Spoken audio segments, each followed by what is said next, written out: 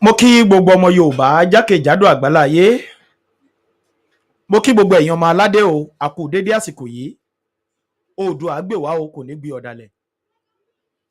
Ẹ̀yin èèyàn mi, a fẹ́ kí mo fẹ́ kí gbogbo ẹ̀yin ọmọ kóòtù òjìire kẹ́ ẹ súnmọ́ mi fún fídíò bàbá wa Professor Banji Akintoye tí mo fẹ́ play yìí.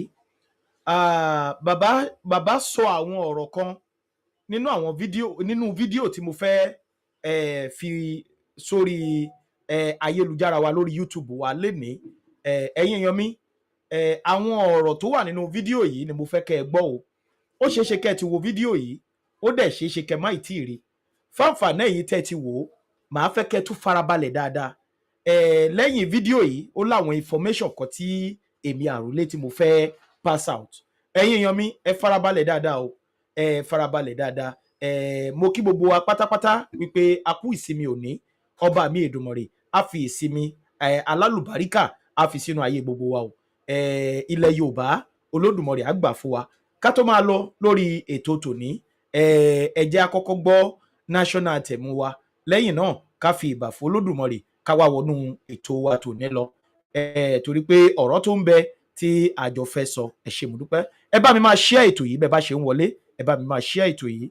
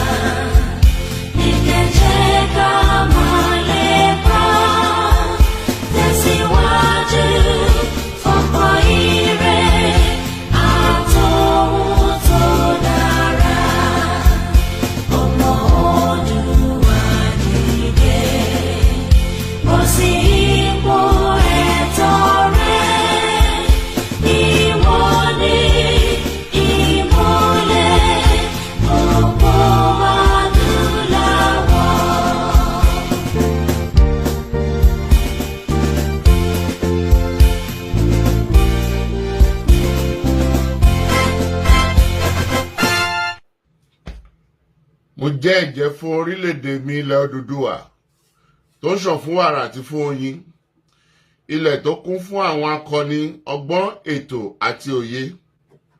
Mo ṣe ìlérí gẹ́gẹ́ bí ọmọ ológo ilẹ̀ adúláwọ̀, ìtànṣán oòrùn láti la ayé já nílẹ̀ Áfíríkà, láti gbé ilẹ̀ Odùduwà lárugẹ. Mo pinnu láti fìmọ̀ ṣọ̀kan fún ìlọsíwájú ìran Yorùbá. Mo fọwọ́ sọ̀yà pé n kò ní dalẹ̀ tàbí ṣọ̀tẹ̀ sí ìṣọ̀kan àti ìtẹ̀síwájú orílẹ̀-èdè mi ilẹ̀ Odùduwà. Èmi yóò fi gbogbo ipá, ọkàn, iṣẹ́, ọgbọ́n àti ìṣe mi sin orílẹ̀-èdè mi ní òtítọ́ àti lódodo títí ọjọ́ ayé mi. Gbogbo ìyànjú àwọn akọni tó ti lọ kò ní já sófo láti ọwọ́ mi títí dé ìrandíran tí ń bọ̀ lẹ́yìn. Mo ṣe ìlérí pé ẹ̀sìn tàbí ìṣèlú kò ní yà wá nílẹ̀ Odùduwà. Tó bá wáyé bẹ́ẹ̀, mo lè lo ọkàn ẹ̀jẹ̀ tó kù sára mi láti fi ṣègbè àti jàjàgbara fún orílẹ̀-èdè mi. Ilẹ̀ Odùduwà, ìran Yorùbá, èdè kan, àṣà kan àti ìṣe kan ló so wá pọ̀ láéláé lágbára Elédùwà.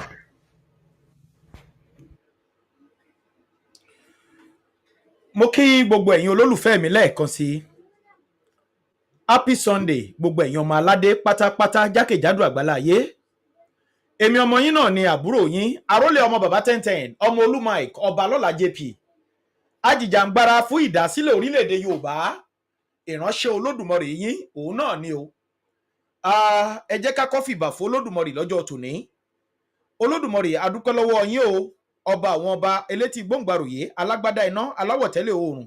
Ògbìgbà tí ń gba láìlára, ọba mi ti gbani ní ọjọ́ ibi gbogbo, bàbá mi ti ń bẹ ní ọ̀run. Gbogbo ọ̀gá mo yàn ọ́ lógo. Nítorí pé ó mú wa wà láyé, ó mú wa wà láàyè, ó tún mú wa wà láàyè ara tiwa.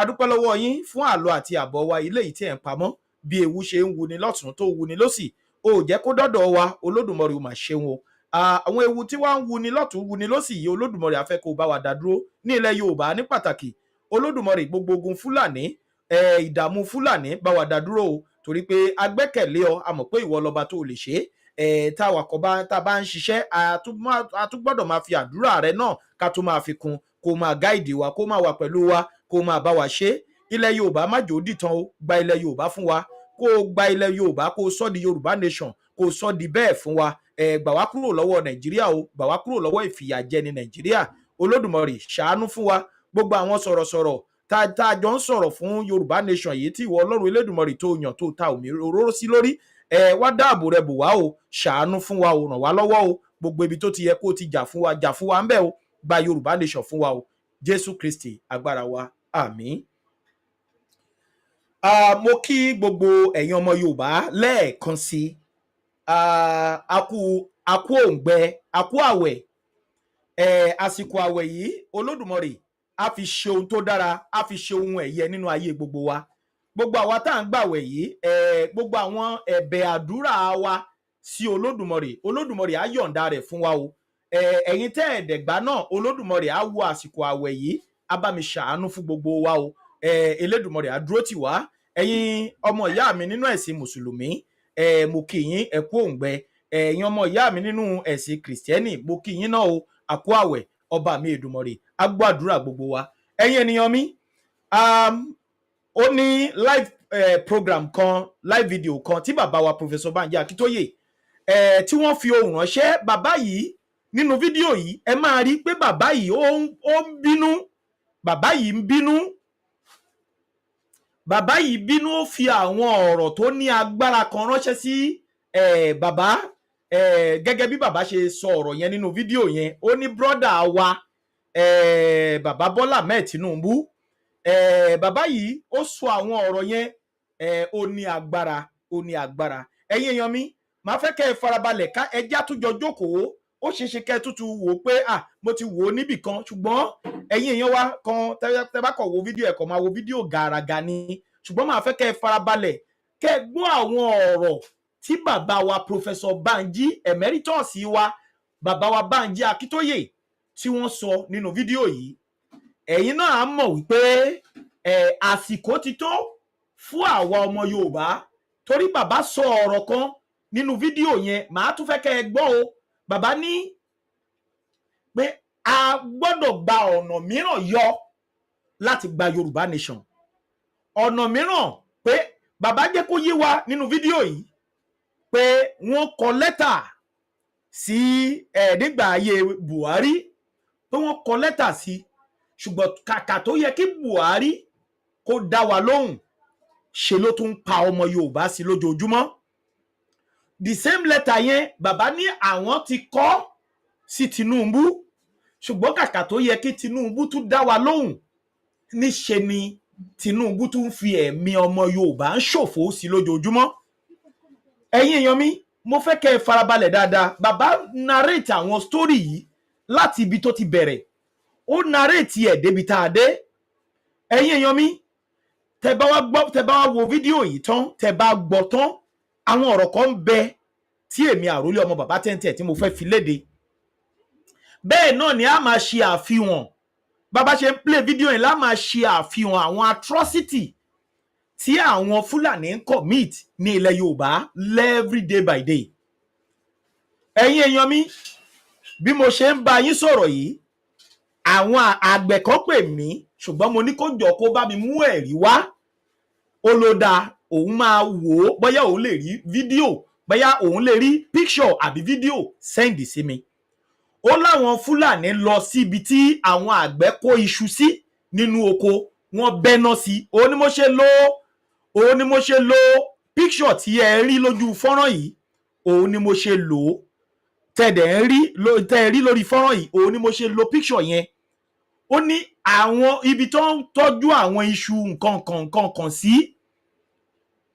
pé àwọn Fúlàní débẹ̀ wọ́n bẹ́ná sí wọ́n ṣá fáwọn màlúù wọn mo wá sọ bàbá tẹ́ bá fẹ́ kí n dóònà màá sọ jáde o kì í ṣe bá mi ò ní gbé jáde o èmi á sọ o ṣùgbọ́n tẹ́ bá tún lè fún mi lẹ́rìí inú mi á dùn ṣebí èèyàn kan ló kátẹ̀gbà pa àwọn Fúlàní náà àwọn náà máa ń ṣe fídíò kan lè rí wọn pé wọ́n ń ṣiṣẹ́ irú àwọn kan bọ́ ṣe wú ẹ̀gẹ́ fún màálù wọn tó ń gé orí ẹ̀gẹ́ tó ń ṣán àgbàdo wọ́n fún ara wọn ṣe fídíò ẹ̀ pé ká lè rí i o pé eléyìí ó dàbí fídíò kan mo ti play ẹ̀ mo dẹ̀ tún ṣe máa play ẹ̀ lénìí níbi tí Fúlàní ti ń bá ọmọ Yorùbá drag ẹ̀ tó ń sọ fọmọ Yorùbá pé Fúlàní ti ṣetán o pé ẹ̀yin Yorùbá lẹ̀ tí ì ṣetán máa play fídíò yẹn láftà tẹ́ bá gbọ́ ọ̀rọ̀ tí bàbá wa Professor Banji Akintoye sọ ó ní Fúlàní ti ṣetán pé ẹ̀yin Yorùbá ẹ̀yin náà ẹ lọ múra o ẹ̀yin followers mi tẹ́ bá rántí ẹ rí pé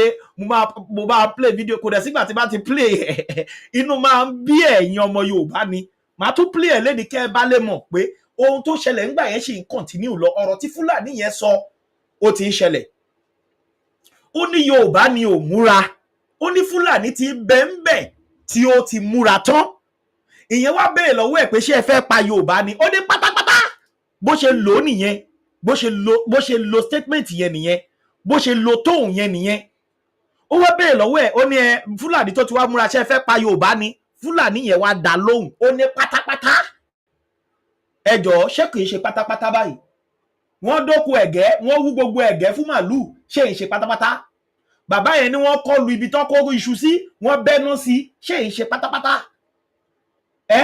fídíò kan wà lọ́wọ́ mi tí wọ́n tún sẹ́ndì sí mi lánàá bí ìyẹn tún ṣe gbé fresh orí tọ́ṣẹ̀ gé bó tún ṣe gbé lọ́wọ́ lélẹ̀ gbendégbendé tó kúnlẹ̀ tó tún mu bó ṣe gbé fresh orí lọ́wọ́ rèé ṣé ń ṣe pátápátá ẹ̀yin èèyàn mi ọ̀rọ̀ ń bẹ lónìí o mi ò bá tẹrẹ wá ẹ̀yin náà mọ̀ pé tí n bá jáde lẹ́jíìtì ni o mi ò ń ṣeré o ní tí n bá sọ ní tí mo ṣiṣẹ́ lé lórí tí mo mú fàtì ẹ̀ wá ni oyè yín òun ló fi dà pé kì í ṣe gbogbo ìgbà ni mò ń jáde bẹ̀tì ẹ̀kọ́ tí n bá jáde tẹ́ bá rí ibi tí mo jáde léraléra kẹ́ ti mọ̀ pé rẹ́rẹ́ ti rún láwọn nǹkan kan nìyẹn ẹ̀yin èèyàn mi rẹ́rẹ́ ti rún ní ilẹ̀ Yorùbá o ṣé gbogbo alaka ìwé rẹ́rẹ́ rún eléyìí oorun gidi gan wọ́n ń rún Yorùbá lọ́wọ́lọ́wọ́ tẹ́ bá wo ọ̀rọ̀ tí bàbá wa Professor Banji Akintoye sọ nínú bí bàbá gan sọ ní sọ pé Tinubu ìjọ lè jọmọ ọkọ gan báyìí bàbá ò lábẹ́ o ṣùgbọ́n mo ṣe pé kẹ́ ẹ farabalẹ̀ dáadáa kẹ́ ẹ wo fídíò yìí bàbá wa Akintoye bínú bẹ́ẹ̀ wọn ò jẹ́ kí ìbínú yẹn ó rúbojú wọn bàbá wa farabalẹ̀ pé ǹjẹ́ Tinubu ìgan ìjọ ó hùwà ọmọ ọkọ báyìí akọ lẹ́tà nígbà Buhari afún Buhari ní lẹ́tà látàrí wípé wọ́n ń pa àwọn èèyàn wa lẹ́yọrọ káti ẹ̀gbà pé Buhari gbà á tó tiẹ̀ pókè ó da ẹja pera wa ẹja pàjọ tó nírònú ẹja ṣe gbá kò sí any movement kò sí any move kankan tí Fúlàní yẹn ìyẹn Buhari tó take a tún kọ the same thing bàbá yẹn tún ó lo ọ̀rọ̀ yẹn ó ní sí brọ́dà wa ó mà ṣe o ó mà ṣe o tó ń bá sọ wípé omi Bọ́lá Tinubu ló máa sí ẹja Yorùbá jiná àní irọ́ ni bàbá yẹn ó fi ọ̀rọ̀ yẹn pé ọ̀rọ̀ pé ǹjẹ́ ọmọ ọkọ ni dìmánà yìí báyìí akọ lẹ́tà ó dá wa lóhùn ńgbà tó dẹ̀ fẹ́ gu orí àléfà yìí kódà ó ka national anthem Yorùbá nation ó fi Yorùbá nation ó fi threat yín wọn ó dẹ̀ mọ̀ pé Yorùbá nation yìí ìjàngbara Yorùbá race ló dúró fún ìjàngbara kí a kúrò lóko ẹrú ká kúrò ní Nàìjíríà ló dúró fún ó fara pẹ́ ó fara nù ó gbórí síbẹ̀ gbogbo ara ló gbé síbẹ̀ rálì tó ń lọ lọ́tún lósì tó ń lọ lósì bó ṣe ń lọ nílùú òyìnbó tó ń lọ nílẹ̀ Yorùbá ó ń lò ó kì í tiẹ̀ pé ó ń lò ó wá débẹ̀ tán ó débẹ̀ tó tiẹ̀ bàbá yìí kò tiẹ̀ wẹ̀yìn kó tiẹ̀ wò pókè ó dàbí ọ̀rọ̀ bàbá wa Ṣòkòtí bàbá ní gbogbo ìgbà ló máa ń sọ fún pé Yorùbá nation ló gbé ẹ débi tó dé gọ́s àwọn Fúlàní wò pé ẹ̀yin gáìsì ẹ wá o the last hope tá a ní òní Bọ́lá Tinubu o àwa mọ̀ pé àwọn èèyàn ò dìbò fún o ṣùgbọ́n ẹja gbé kínní èlé lọ́wọ́ o nítorí pé Biafra ń pariwo àwọn fẹ́ lọ Yorùbá ti dìde o ẹni tó dẹ̀ dìde nílẹ̀ Yorùbá yìí akọni àpáàrà gidi ni o iná lójú iná lẹ́nu Ṣàngó Olúkòso gidi bẹ́ẹ̀ bá sọ pé Ògún ni arákùnrin yẹn o Ògúnláka yí ọ̀sìn mọ́lẹ̀ olóyè ọmọ Adéyẹmọ ló ń jẹ́ bẹ́ẹ̀ àwọn alágbára ilẹ̀ Yorùbá dẹ̀ tún sì pọ̀ o tó tẹ́ ẹ bá yẹ̀ tẹ́ ẹ bá gbé fi Tinubu kò sí Nàìjíríà mọ́ o torí Tinubu fún ara ẹ̀ gan adógun lẹ̀ á dẹ̀ ṣí so many people lẹ̀ pé ó yá ó yá anywhere tẹ́ bá ti rí Fúlàní ẹ máa lé wọn léré anywhere tẹ́ bá ti ráúsá ẹ máa lé wọn léré ẹ̀yin ènìyàn mi bàbá yìí wá débẹ̀ tán ẹ̀yin ẹ jọ̀ọ́ ẹ bá mi farabalẹ̀ ẹ má jẹ́ n sọ̀rọ̀ jù ẹ jẹ́ kí n play video bàbá wa yìí kẹ́ ti ẹ̀ gbọ́rọ̀ tó jáde ó ṣeéṣe kẹ́ ẹ ti gbọ́ bẹ̀tì máa fẹ́ kẹ́ ẹ farabalẹ̀ kẹ́ ẹ gbọ́ àwọn ọ̀rọ̀ kókó ọ̀rọ̀ kan lẹ́nu bàbá Professor Ba ẹ rí i pé bí bàbá yìí ṣe ń sọ̀rọ̀ ó ń jẹ́ ẹ̀dùn ọkàn pé brọ́dà wa káwọn àjòjì dẹ̀ wọ ilẹ̀ Yorùbá wọ́n pa 80 people nílùú Ọ̀wọ̀ ìyẹn lọ bẹ́ẹ̀ wọ́n wọ Ondo State wọ́n pa 20 Ayédatiwa ń sọ kóbokòbo lẹ́nu gọ́vnà Ayédatiwa ó sọ játijàti lẹ́nu ìyẹn lẹ́yìn gọ́vnà Àkúrẹ́ bẹ̀yẹn tí ṣàmùṣà bá mi gbójú rẹ̀ kọ́lọ́ Olódùmarè bá mi mẹ́rin rẹ̀ wọ́ ká bá mi mú wọ́gùrù ká bá mi pàkúta sí lẹ́nu ó ń sọ ń bẹ̀yẹn pé irọ́ ni wọ́n pa voice note kan wà ń bí báyà tí n bá ṣe tẹ́ bá wo fídíò ìtàn máa play voice note yẹn àwọn olóṣèlú méjì wọ́n kọ̀ bẹ̀ sí ní bára wọn sọ̀rọ̀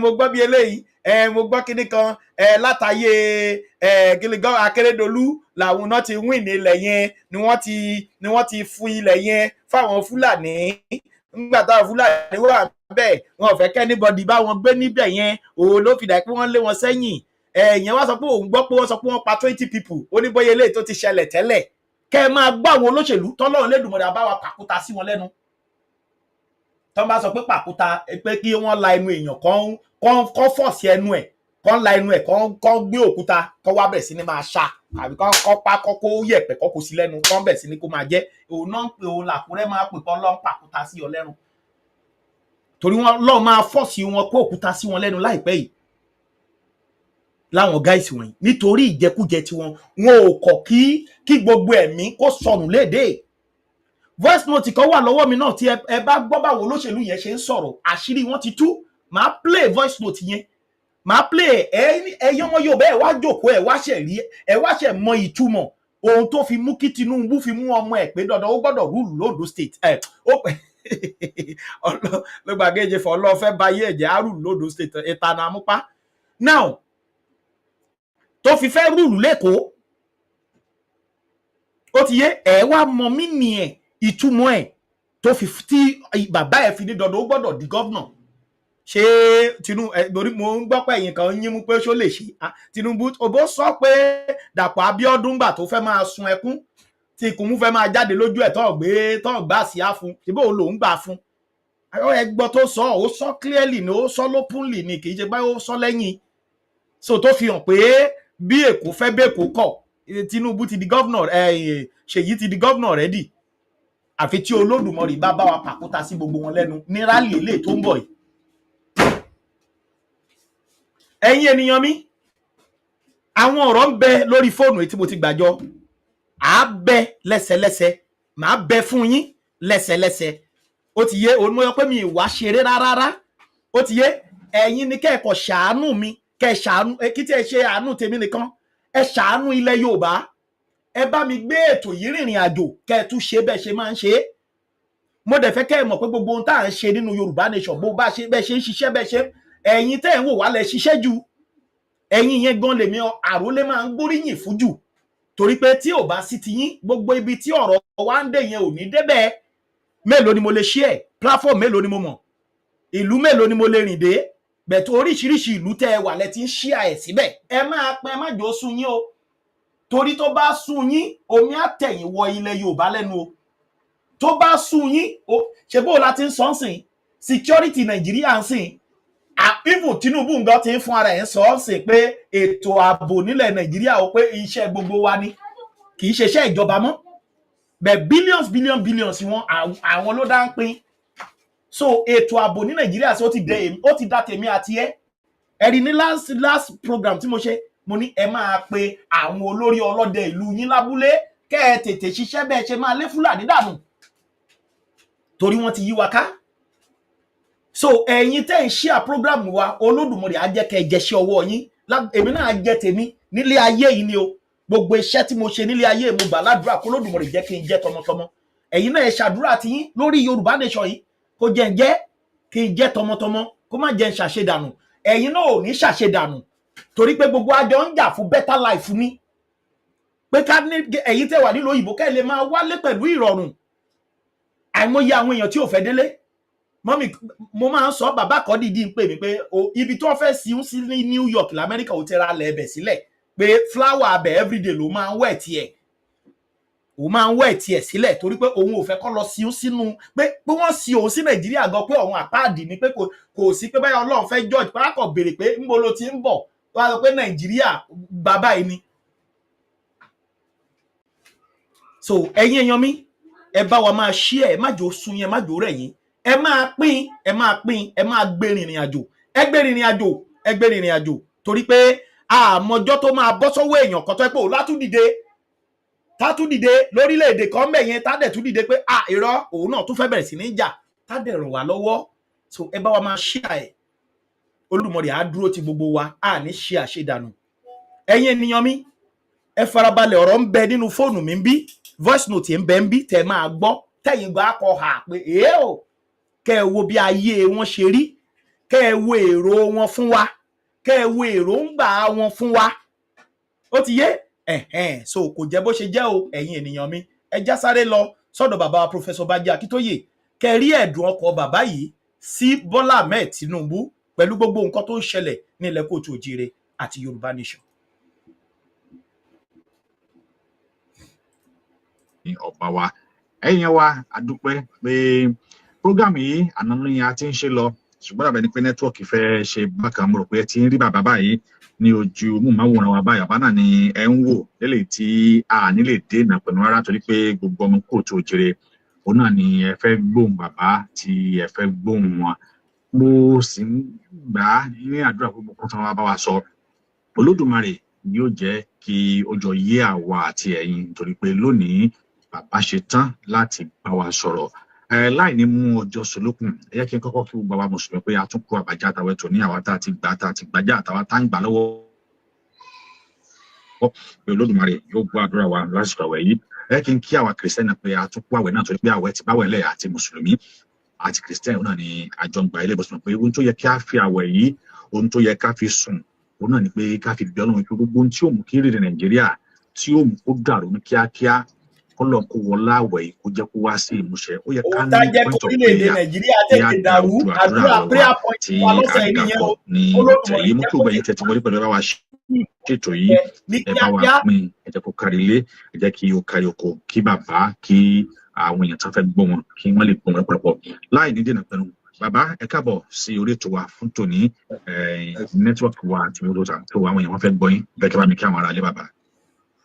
ẹ ṣé mo kí yín o mo kí gbogbo ọmọ Yorùbá lásìkò yìí o mo kí yín pátápátá mo kí ẹ̀yin onímídíà wa nílé àti ní diaspora mo kí gbogbo ọmọ Yorùbá tó wà ní diaspora mo kí gbogbo Yorùbá pátápátá tó wà nílé mo kí gbogbo Yorùbá tí ìyà ń jẹ ní Nàìjíríà lọ́wọ́lọ́wọ́ tí wọ́n ti sọ di pauper and beggar mo kí gbogbo yín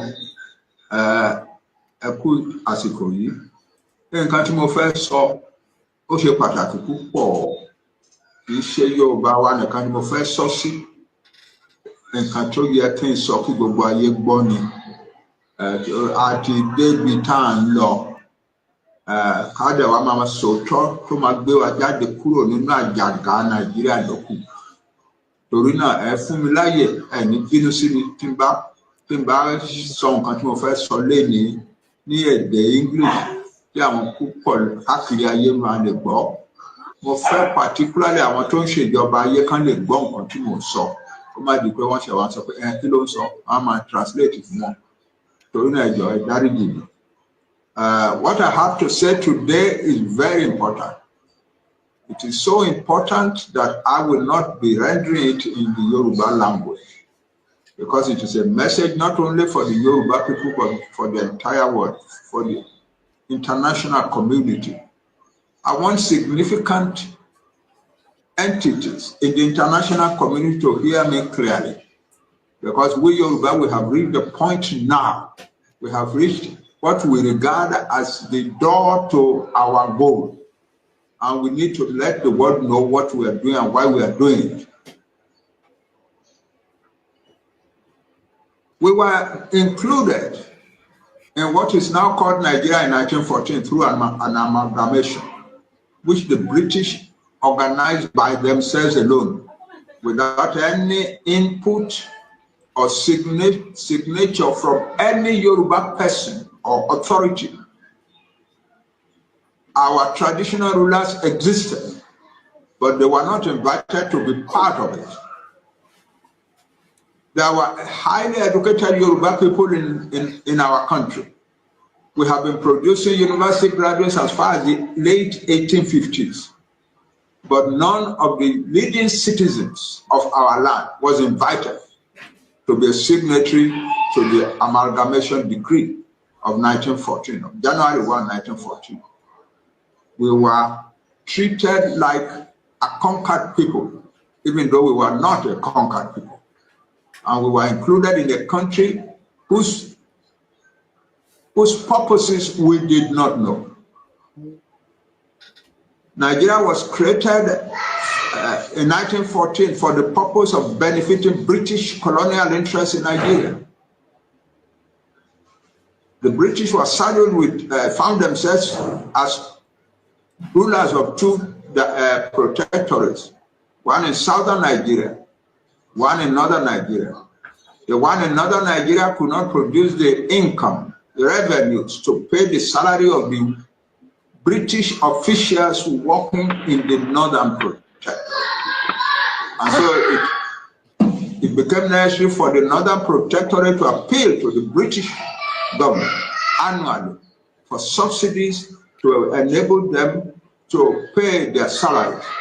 And finally, in 1914 January, in 1913 September or November, the British government decided in London that Nigeria be amalgamated. And on January 1, 1914, Nigeria was amalgamated. The two protectorates were amalgamated to make Nigeria.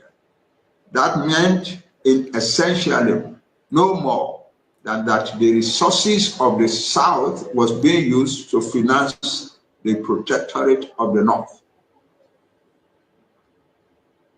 In the next many years, in the next 30 years, nothing happened. The two protectorates just went on their own. The only thing was that the resources of the South were taken from time to time to finance the North. Then came the Second World War. And at the end of the Second World War, the world, led by the United States of America, came to the conclusion that colonized peoples should be liberated worldwide. And so the picture arose of a Nigeria that will become an independent country of Nigeria. And under the arrangements for that event, constitutions were created. The constitution that was finally put together in 1949 to 51 divided Nigeria into a federation.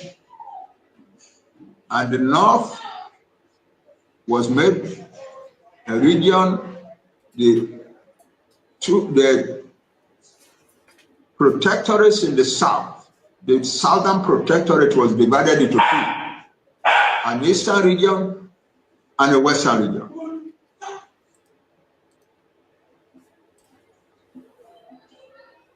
And from that moment, because the objective was coming independence, from that moment,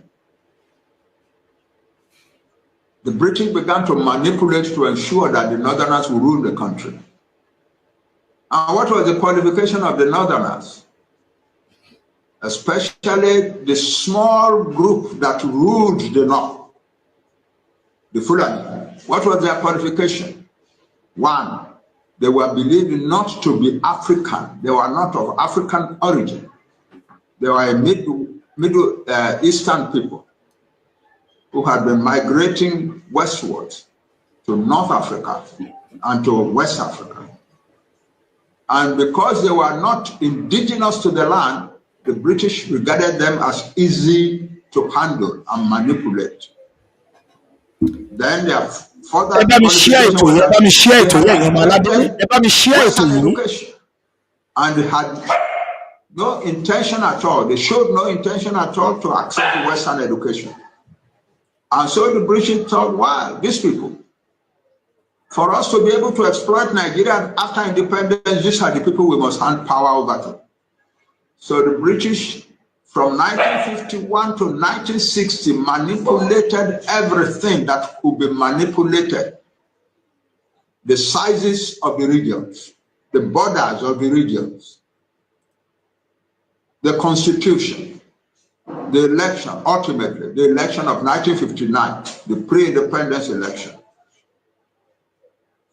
was very meticulously rigged in order to hand over power to the Fulani of northern Nigeria over Nigeria.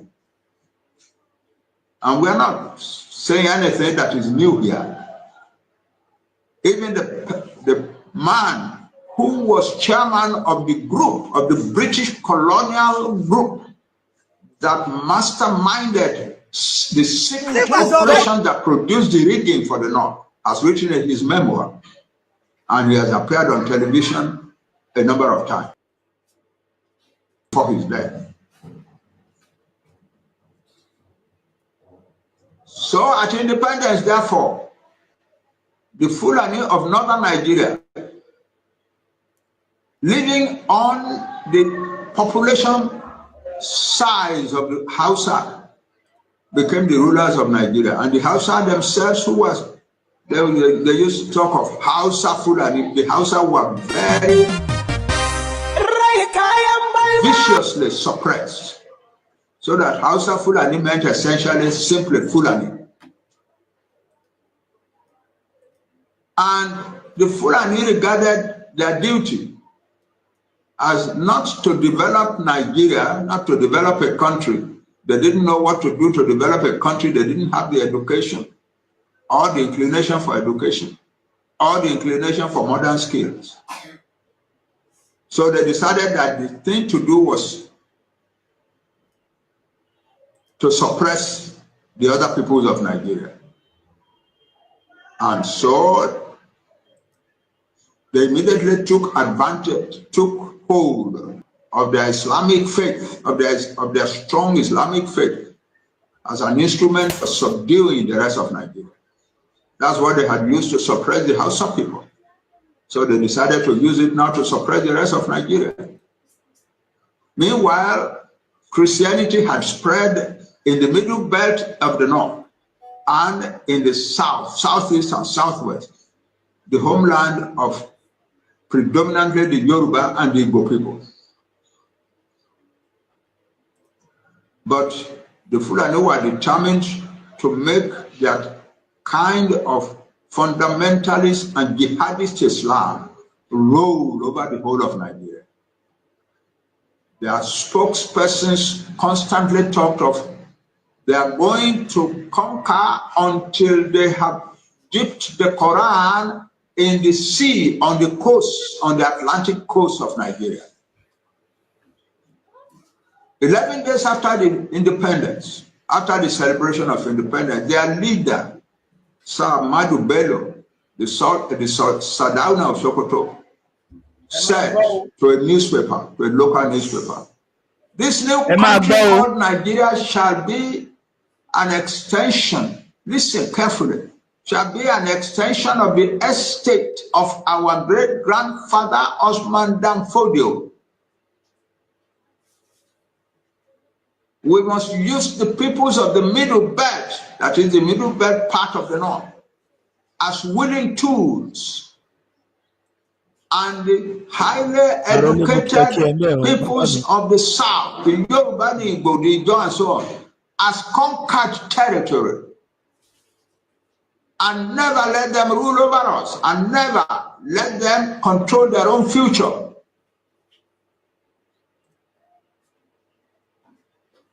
Nigeria was to become an extension of the estate of Osman Danfodio. What was the estate of Osman Danfodio?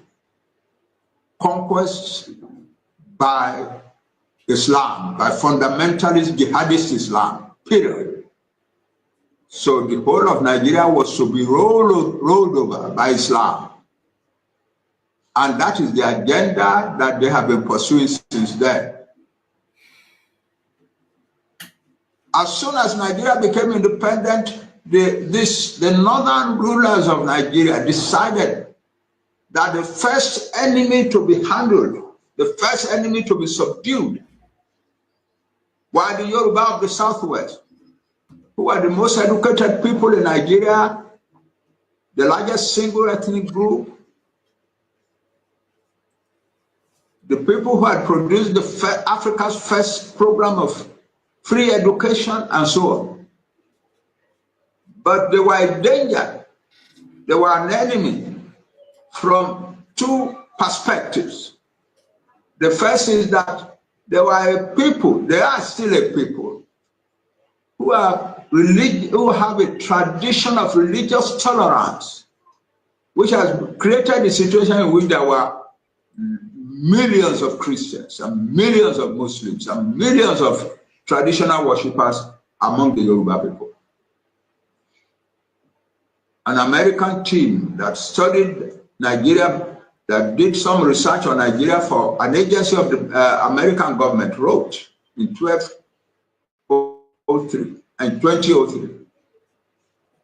The Yoruba are a model of modern coexistence and tolerance, because we found Yoruba Christians, Muslims, and traditional worshippers living harmoniously and happily, not only in the same towns, but in the same households. That's who the Yoruba people were. But that kind of culture was a danger to the Islamic agenda of the Fulani. Because it meant that the Muslims among the Yoruba could never become jihadists or fundamentalists or terrorists. No way. There is hardly any Yoruba family that does not have some Muslims, some Christians, some traditional worshippers. And so to get a Yoruba man to agree to wage war, the war of Islam, a jihad against his own people, is impossible. And so the Northerners regarded the Yoruba people, Muslims and all, as a danger to the Islamizing program. And moreover, among the Yoruba, the largest and most powerful denominations of Christian denominations and groups were emerging among the Yoruba. And so that added to the feeling that the Yoruba were a special danger to the program of Islamization. The Gotu in the East are almost all Roman Catholics. Muslims were few among them. And so they too were a danger to the Islamic agenda. And the Islamic agenda actually meant that the Fulani will control all of Nigeria, not just the federal government, but all of Nigeria. And so the first group to be subdued were the Yoruba. In 1962, by deceiving and manipulating with the help of the British, the Fulani succeeded in dividing the Yoruba leadership and causing a crisis in the Western region. And even though there were no riots or disturbances in the Western region, the federal government under the Fulani then declared a state of emergency in the Western region with the objective of pulling down the Western region. They suspended the constitution of the Western region, suspended the elected government of the Western region, imposed a sole administrator on the Western region, and proceeded systematically to pull down the achievements of the Western region. And also to rig election in the Western region in order to put in charge of the Western region persons who are inclined to be submissive to the Fulani.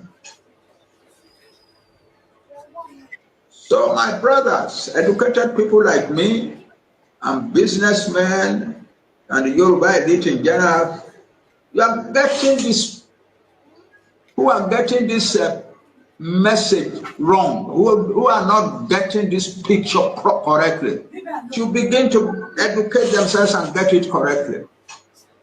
This is a forever kind of war against the Yoruba people.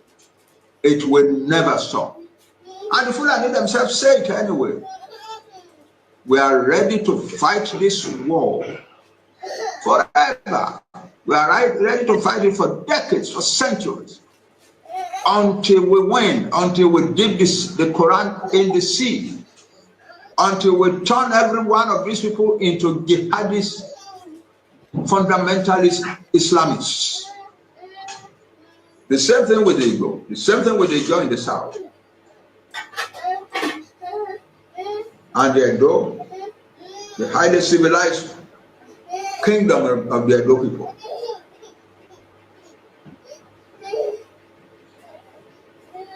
And the hundreds of smaller nationalities in the Middle Belt. Even under the first government of the Republic, after independence, it was quite common for the premier to lead jihadist sorties into the Middle Belt in order to subdue the Middle Belt and make the Middle Belt the willing tools of the North, of the Fulani. And so here we are, and then the manipulations and the distortions in the Southwest led to ultimately a Yoruba revolt in 1965 to January 1966. Because the revolt was shaking the foundations of the country. A group of young Yoruba and Igbo soldiers, officers in the army decided to take over the government. And the North reacted with a program for eliminating southern citizens living in the North, most of them Igbo. And within weeks, killed more than 40,000. More than 40,000 Igbo people in the streets of the towns of the North. The Igbo fled, most of the Igbo then fled to their own region in the southeast. And when they could not get any assurance that they would be safe in Nigeria, they decided to secede from Nigeria. And so the federal government declared war on the Igbo, on what was then called Biafra. The Igbo had said that their new country would be called Biafra. And in that civil war, more than 2 million Igbo people died. The war lasted for 30 months. When it was over, what had happened is that the hold of the northern Fulani had become stronger on the country. And so a series of military coups organized by Fulani officers ruled Nigeria from 1966 July until 1999 with a brief period of civilian 23.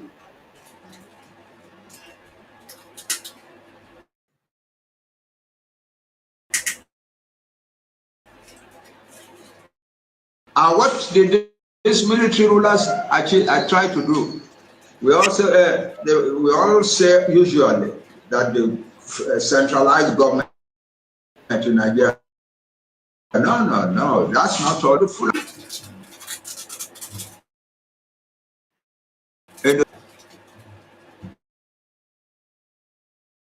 In the homeland of the Yoruba, they took over everything of importance. They took over the university that the Yoruba people had created.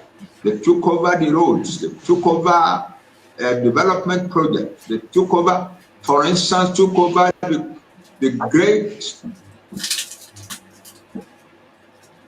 asset of the Yoruba people, the cocoa marketing board. The cocoa marketing board, it became Nigeria Cocoa Marketing Board.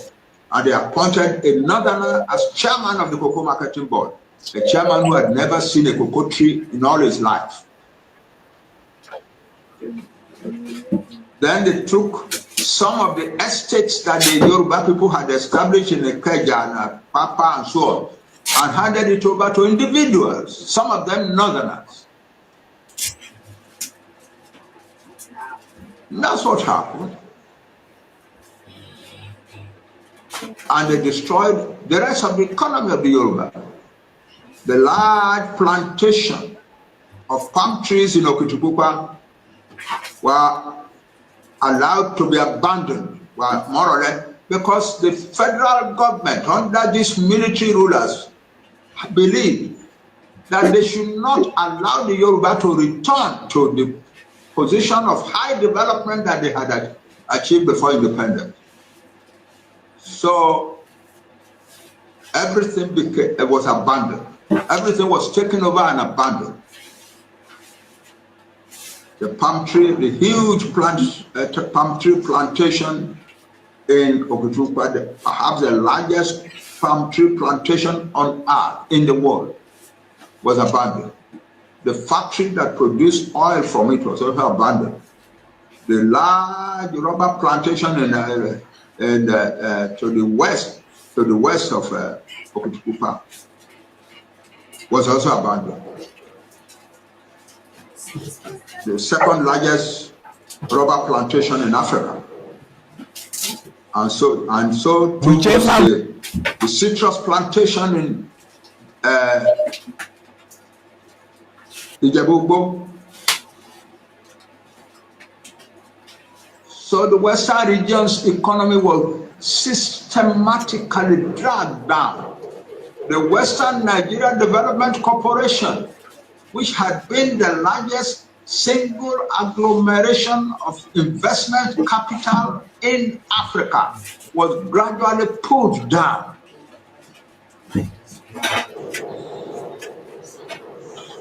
And the result is that the products of the free education in the Yoruba West became unemployed masses of educated young people. And large numbers of them began to flee abroad. The same kind of disasters were also befalling the Igbo and other peoples of the East. And many of them also began to flee abroad.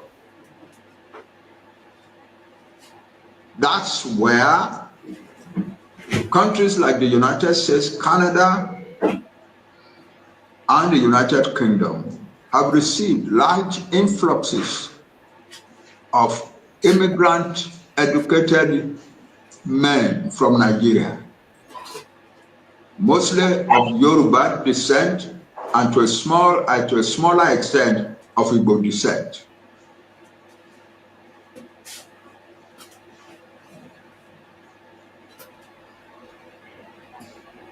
Having succeeded that far,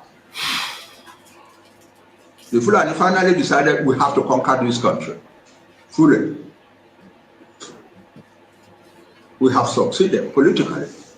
Now we must succeed in actual fact. So from about the last years of the 1990s, they began to hold secret meetings with Fulani leaders from other parts of West Africa.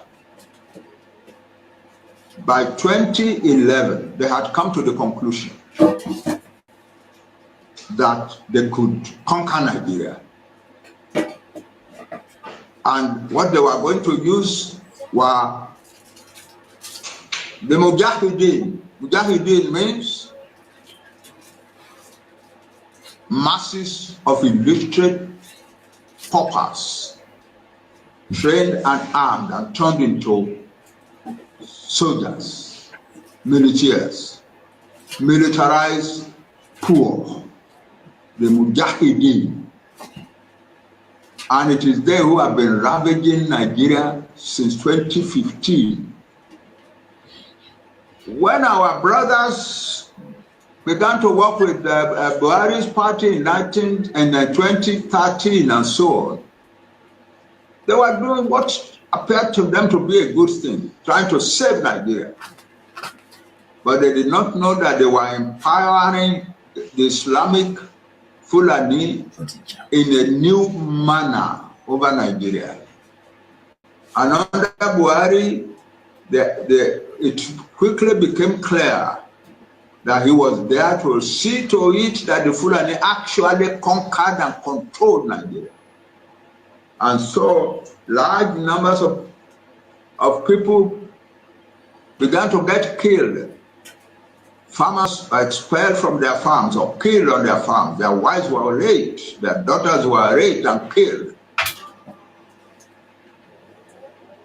In Yoruba land, in the southwest, agriculture essentially died because almost all the farmers fled.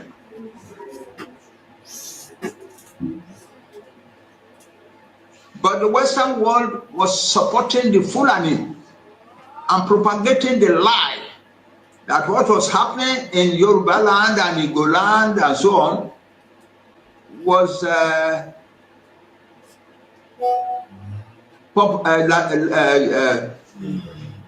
climate change, droughts in the Sahel that was pushing Fulani herdsmen south, causing conflicts with farmers. It's a lie.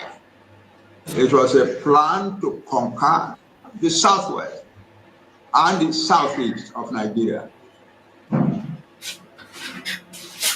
We don't have an estimate of the number of Yoruba people that were killed, or the Igbo people that were killed under Buhari.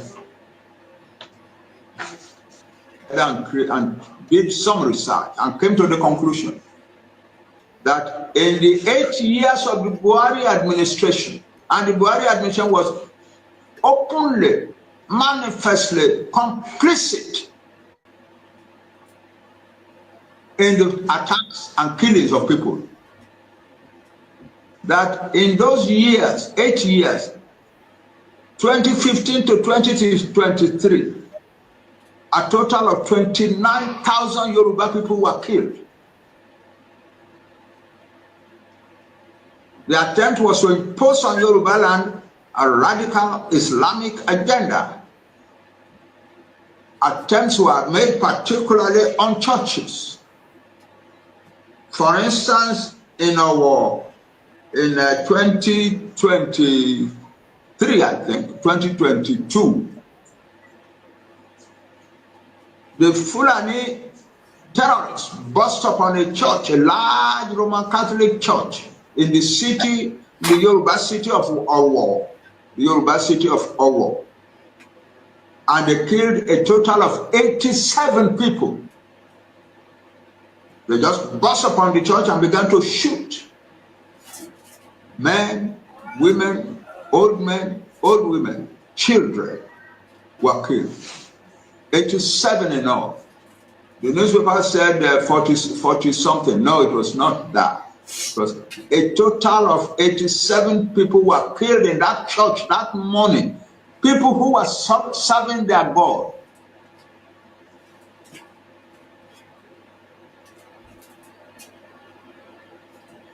And so, this is what we have been living with. And we have now decided we cannot continue to live with this. Why? Because under Buhari, 1815 to 1823, the government were actually supporting the killings. Yeah. A middle belt official, public retired official, military official, who used to be Minister for Defense, Nigeria's Minister of Defense, came out in 2021 or 2022 to say that the Nigerian army was not protecting the people being attacked, but was giving cover to the people who were attacking. And our experience in the South and the Middle Belt is that if the Fulani jihadist comes to your farm and and you are able to defend yourself and so on, and a Fulani man is to die there, then you will be arrested and be charged with murder. Bẹ́ẹ̀ni ó ṣẹlẹ̀. It is not considered that you were peacefully walking on your farm with your wife and children when the Fulani came. Among the Yoruba, the highest traditional citizens are the Obas. At least 5 Obas have been killed by the Fulani. 5 Obas of the Yoruba people have been killed by Fulani. In one case, the Fulani burst into the palace, all armed,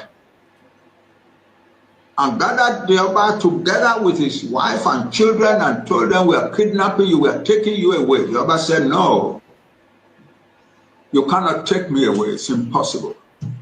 And they killed him on the spot and took his wife and children away into captivity in the forest.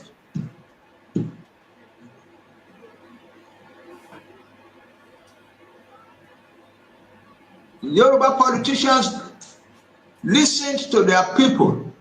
In 2020, I was one of the people who went to the governors of the western region, of the southwest, of the Yoruba southwest, and we told them, we must not allow our young people to go and confront these Fulani barbarians in the bush.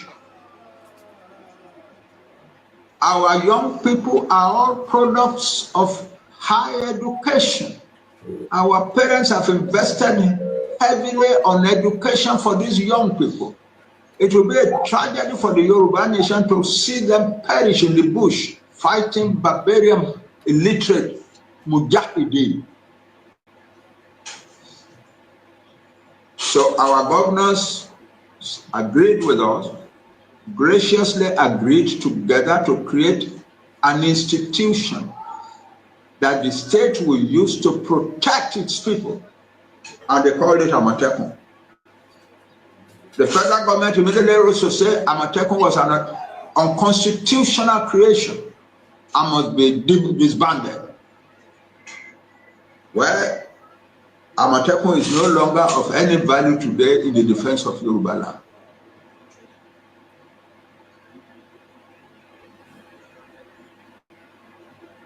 And so, we come to the era of a new presidency.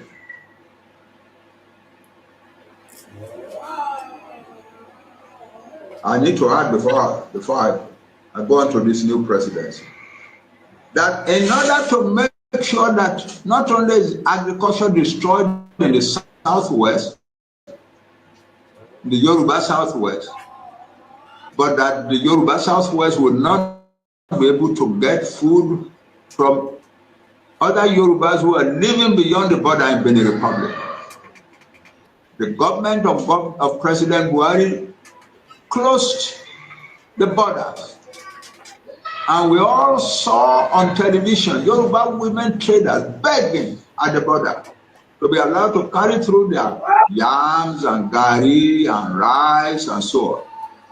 We also saw Nigerian officials, Nigerian military officials, or policemen, or border guards go into marketplaces in the areas close to the border and sees the merchandise being sold by Yoruba women. The idea behind all of this, it was to make sure that the Yoruba will be prostrate on their face. Yeah.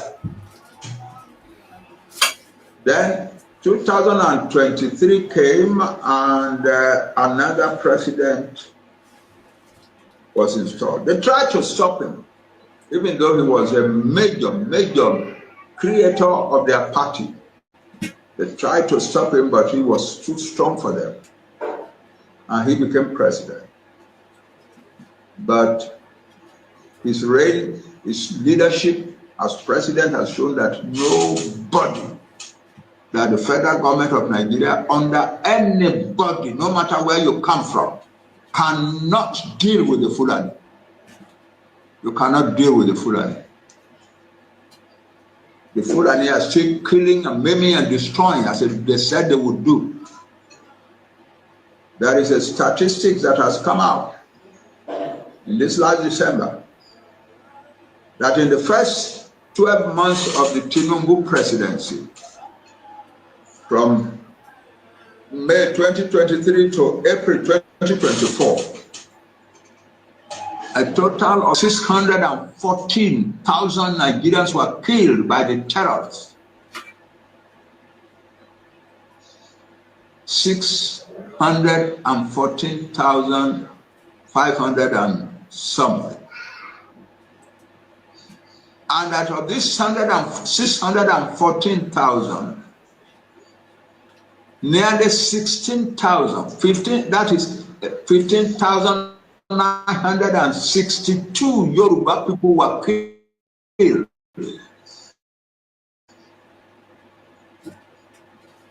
The presidency of Buhari had been complicit, had been actually helping the Fulani. The presidency of Tinubu is not helping the Fulani, but they are not able to do anything against the Fulani, to stop the Fulani. They are not. And so we have come to the painful conclusion that it doesn't matter if our brother is president of Nigeria, the institutions of Nigeria, the direction of Nigeria is so well structured that even a Yoruba president of Nigeria cannot defend the Yoruba part of Nigeria. An Igbo president of Nigeria cannot defend the Igbo part of Nigeria. It's as simple as that. And so we have decided this is the point at which we must take our leave of Nigeria. We must take our leave. When President Tinubu arose as president of Nigeria, we wrote him a letter, just as we had written a letter to Buhari before. And our main point in the letter was, we are a peaceful, civilized people. We don't want to continue under this barbarism anymore. We want you, Mr. President, to set up a process whereby we can negotiate with the authorities of Nigeria our peaceful departure from Nigeria, our peaceful separation from Nigeria. Buhari did not answer.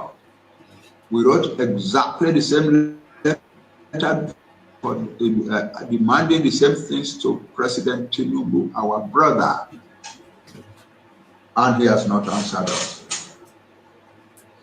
So we are left with no option than to find other means of taking our leave out of Nigeria.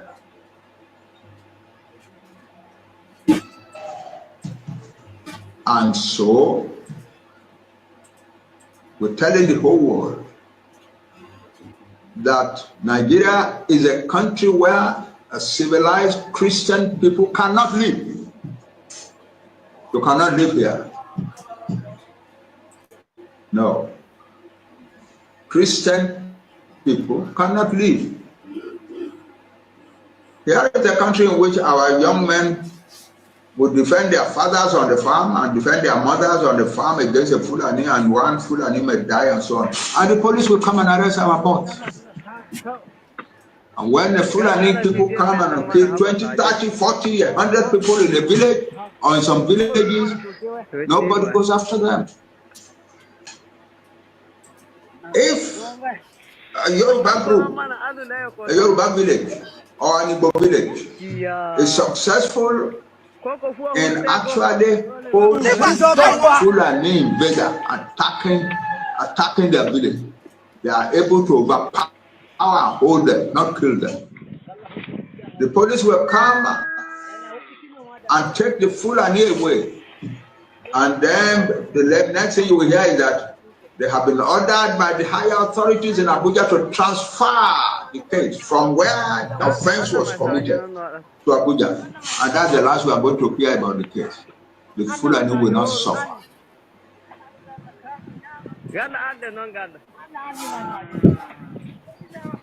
A young woman was traveling on the road in Yoruba land, in the southwest, the daughter of one of our highest citizens in Yoruba land. The Fulani came out of the bush and shot her in her car and killed her.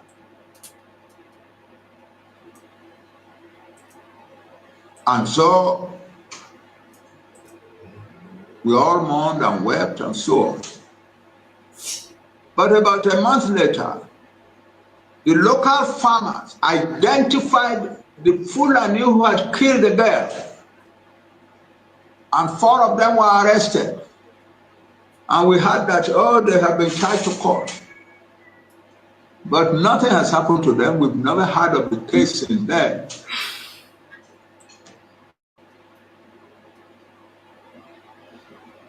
And the Fulani are not doing their havoc only in the bush. They are also doing it in the cities. And one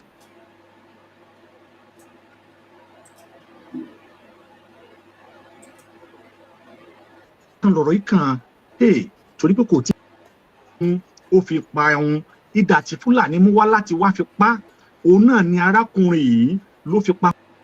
The daughter of ẹ̀wọ̀n wa ó dàbẹ̀ ni pé bàbá ti jáde kúrò ní àárín wa bóyá nẹ́tíwọ́ọ̀kì ọ̀dọ̀ wọn òun náà ni ó ṣe bí ó ṣe ṣe òun fẹ́ẹ́ rí ọ̀rọ̀ òun náà ni èmi àti yín òun náà ni àtijọ́ ń gbọ́ lẹ́nu bàbá láti àtàtàárọ̀ nítorí pé Yorùbá wọn ní tí ọmọdé ò bá bá tàn lọ́wọ́ bẹ́ẹ̀ yóò bá àrọ́bá sì rèé bàbá ìtàn ni.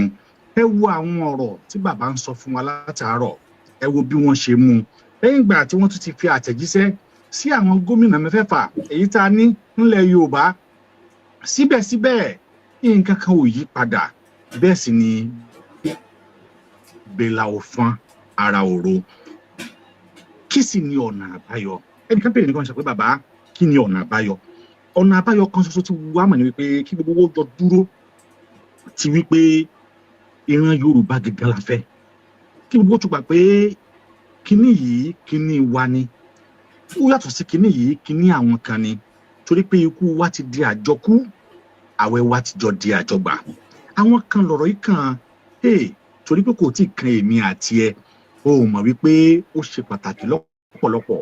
Ohun tó wá dijọ́ tó bá tó kan èmi àti ẹ, kó tó mọ̀ wípé ohun tó tọ́ àti tó yẹ fún èmi àti ẹ láti ṣe. Torí àwọn tí aburú ń kàn lọ́wọ́ báyìí, àwọn tí èmi àti ẹ tá a jọ wo fídíò wọn tá a fi ń ṣẹ̀rín, àwọn tí èmi àti ẹ tá a wo fídíò wọn tá a sọ pé àwọn Fúlàní máa burú, àwọn tí èmi àti ẹ tá a jọ wo bí Fúlàní ṣe ń pa wọ́n bí wọ́n ṣe ń ṣe wọ́n, torí pé kò tí ì kan èmi àti ẹ ni.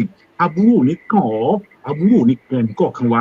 Àwọn tí wọ́n kàn yìí náà, ẹ jẹ́ ká jọ gbà wípé ọmọ ìyá, ọmọ bàbá, ọmọ ẹ̀gbọ́n, ọmọ àbúrò, ìbátan wa ni wọ́n. Nígbà tí a bá ti gbà bẹ́ẹ̀ pé àwọn tí nǹkan kàn yìí ara wa ni wọ́n, then we will be able to do things in the right way, and it will really help us to understand the pain these people are feeling. We will understand the pain much more better than our own. Yorùbá ní jẹ́ ká fi iná jó ọ wò kó o tó fi jó ọmọ lọ́mọ kó o lè wo bí iná ọ̀hún bó ṣe ń rí lára. Bàbá ti wọlé padà, máa fẹ́ kí wọ́n tẹ̀síwájú. Bàbá, àwọn ọmọ Yorùbá ń gbádùn yín lọ́pọ̀lọpọ̀, bẹ́ẹ̀ ni wọ́n sì ń ti àtẹ̀jíṣẹ́ tí wọ́n ń kí ní mẹ́sàn-án mẹ́wàá. Ṣùgbọ́n nínú àwọn ọ̀pọ̀lọpọ̀ ìbéèrè tí àwọn ọmọ Yorùbá ń béèrè ní orí afẹ́fẹ́ yìí ni wípé bàbá, a mọ̀ pé ẹ̀yin nìkan lẹ dúró tì wá, kí ni ọ̀nà àbáyọ? Ohun tí wọ́n fẹ́ mọ̀ ni pé a mọ̀ pé nǹkan yìí ti ṣẹlẹ̀, a ti bá ìtàn, a ti bá àrọ́bá, a ti mọ ìtàn. ẹ ti jẹ́ kó yé wa ibi tá a ti ń bọ̀, ibi tá a ti dé, kí tún lókù tá a tẹ̀síwájú, kí sì tún ní ọ̀nà àbáyọ tí kinní yìí tí ò fi ní dùn. Ẹ ti sọ̀rọ̀ nítorí pé tí gbogbo abájọ wò ó láìjẹta àbí gbẹrin yìí àbí last week yìí ó ní wọ́n ṣe ìdájọ́ ẹni tí a mọ̀ sí Sunday Williams. Sunday Williams yìí bóyá ọmọ Amẹ́ríkà ni a mọ̀, Fúlàní lọ bá nínú igbó, ó sì Fúlàní yìnbọn mọ́, Fúlàní lẹ̀ lóko, Fúlàní yìnbọn, ṣùgbọ́n ó rí i pé òun kọ́ńkà Fúlàní yìí, ó wá fi idà òun, ó fi pa òun. Idà tí Fúlàní mú wá láti wá fi pa, òun náà ni arákùnrin yìí ló fi pa Fúlàní padà. Wọ́n sì bẹ̀rẹ̀ ẹjọ́ ẹ̀. Láìpẹ́ láì jìnnà yìí, òun ni wọ́n tún wá dá ẹjọ́ kú fún onítọ̀hún. Now, let us look at it this way. In Nigeria Constitution allow what to call a self-defense, and that this man protect himself as a self-defense. Then upon that, wọ́n tún charge yẹ̀ sí pé murder, wọ́n tún ní kí wọ́n lọ pa. Is it right? Kéèyàn ní self-defense. That is pé tí Fúlàní bá mú ọ, tó bá mú ọ, you have to wait and then let the Fulani kill you. Kódà tó bá ní oògùn ayẹta lọ́wọ́ tó lè fi pa Fúlàní, mọ̀ wulẹ̀ pa fílẹ̀ jẹ́ kó mọ lọ, ọkọ̀ jẹ́ kó pa ẹ́. That is judgment.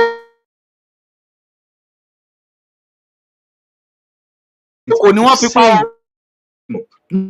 Now I'm using this opportunity to speak the language that people who are watching this, to speak the language that Yibo who are watching this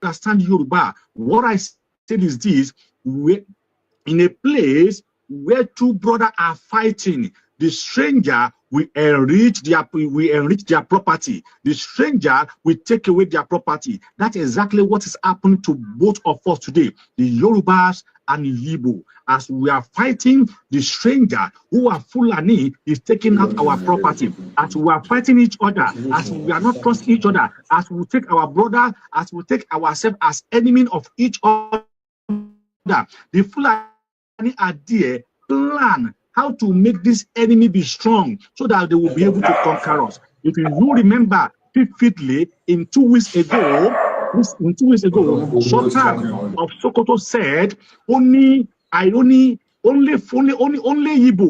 can stop us, not to Islamize Nigerian. Only if Igbo said they want to fight, only we will be afraid. Only but when Yoruba people said they want to fight, only we will go and sleep. Only if it's not because of Igbo. Only Igbo Nigeria.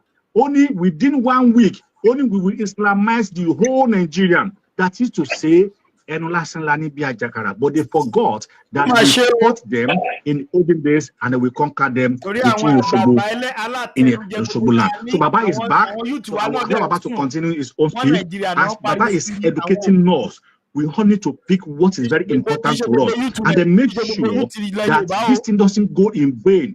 We should I'm gonna utilize this thing. We all need to work together and they have only one voice. What we want is our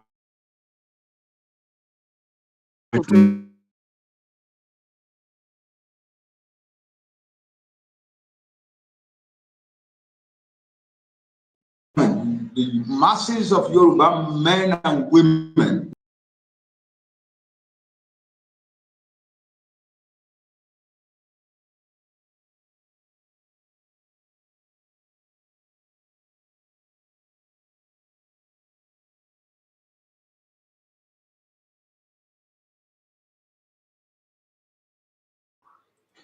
the Islamic North tried to enforce Sharia law in the Yoruba Southwest.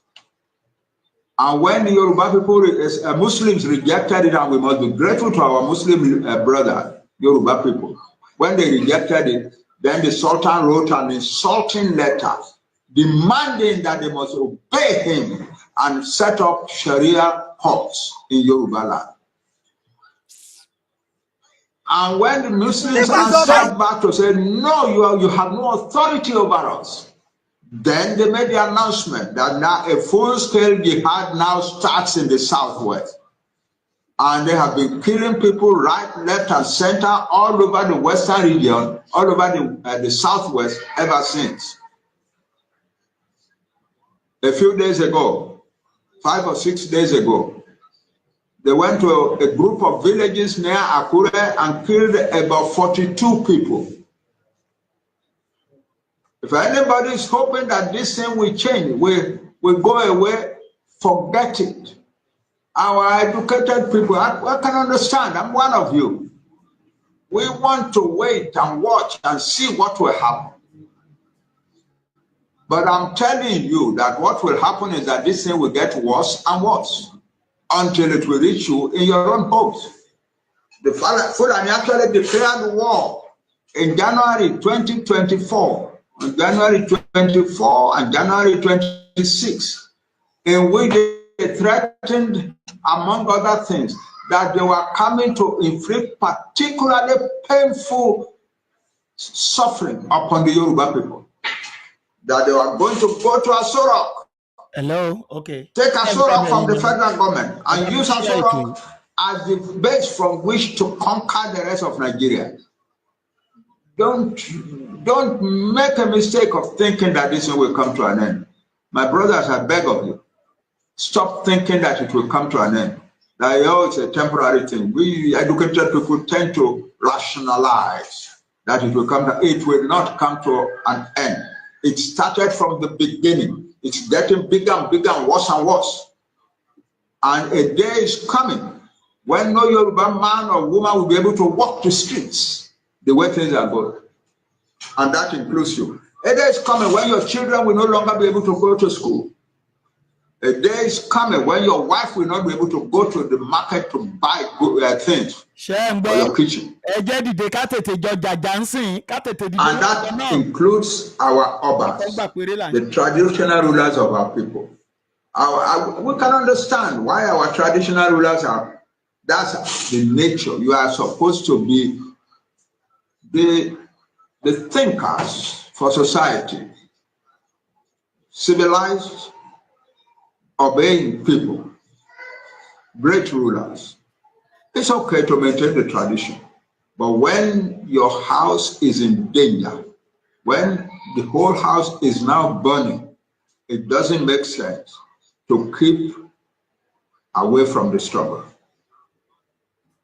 And so my purpose now, my conclusion now, is that I appeal to all Yoruba people. I do not have to appeal to the young people anymore. They've made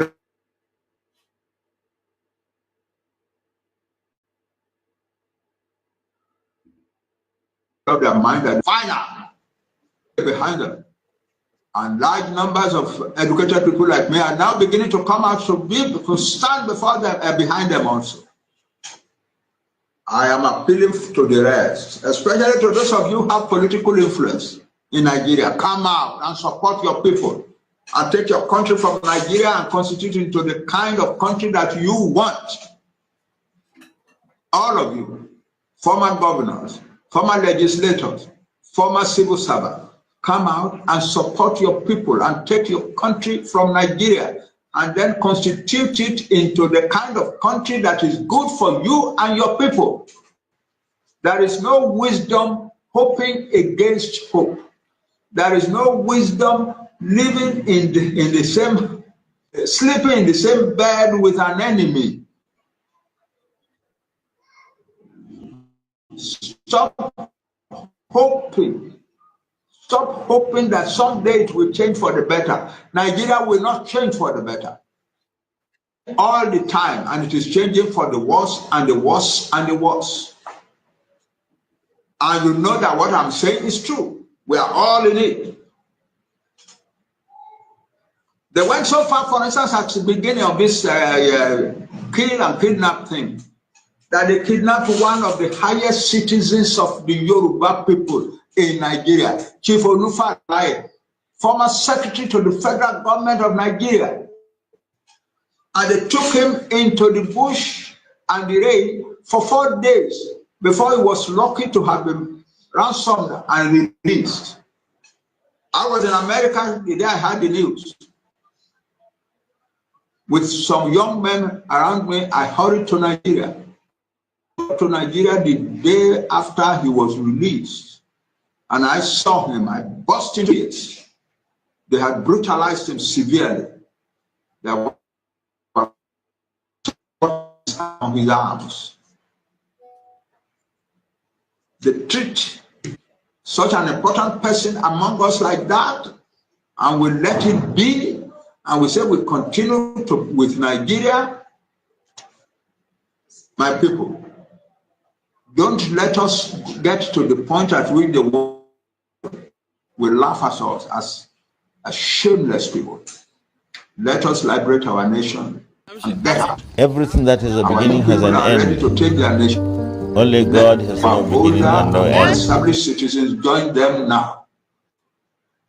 It is the time to act. It is lives. The time is here, and your young people have decided. Oh, there is a question. Our brother Tinubu is president. Yes, we love him. He's one of us. Our duty to every one of our own people is to love them. We love him. We are even proud of his prowess in the politics of Nigeria. We are proud of him. He has chosen to spend his life seeking elevation in the politics of Nigeria is not what we want. That's not what we Yoruba people want. Yoruba people don't need a president of Nigeria. Yoruba people need their freedom. They need their peace of mind. They need to be able to go to their farms and make farms. They need to be able to send their children to school with peace of mind. They need to have their women going into the market to buy things with peace of mind. They need their society to be orderly. They don't want to hear from time to time that people have been killed here, people have been killed there, a number of people have been wiped out there. The Yoruba people don't want that. And so the answer is we take our country and leave Nigeria. We are not doing it against Tinubu. Not at all. No Yoruba man will say, we won't do that. No, we don't hate our own, but our own is engaged in a venture that has become inappropriate for us as a people. And so we will take our lead from Nigeria. Thank you very much. I repeat, let us all come out and support our boys who want their country out of Nigeria. The time is now, it's not tomorrow. The time is now. And may God bless the Yoruba nation. Thank you very much.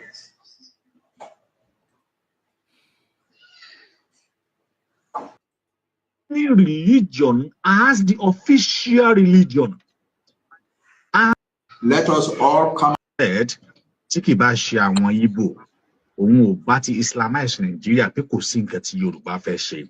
Then, I they follow the constitution because the Nigeria Constitution under Section 10 says the federal government don't have the right to impose religion laying lórí. Let me read it according to that constitution. Section established in Nigeria as a secular state. Secular state is Nigeria by prohibiting both the federal and the state government. Look at it, both the federal and the state government. Go and read it by yourself. That is Section 10 of Nigerian 1999 Constitution. Said this, that a Nigerian is a secular state by prohibiting both the federal and the state government from adopting any religion as the official religion.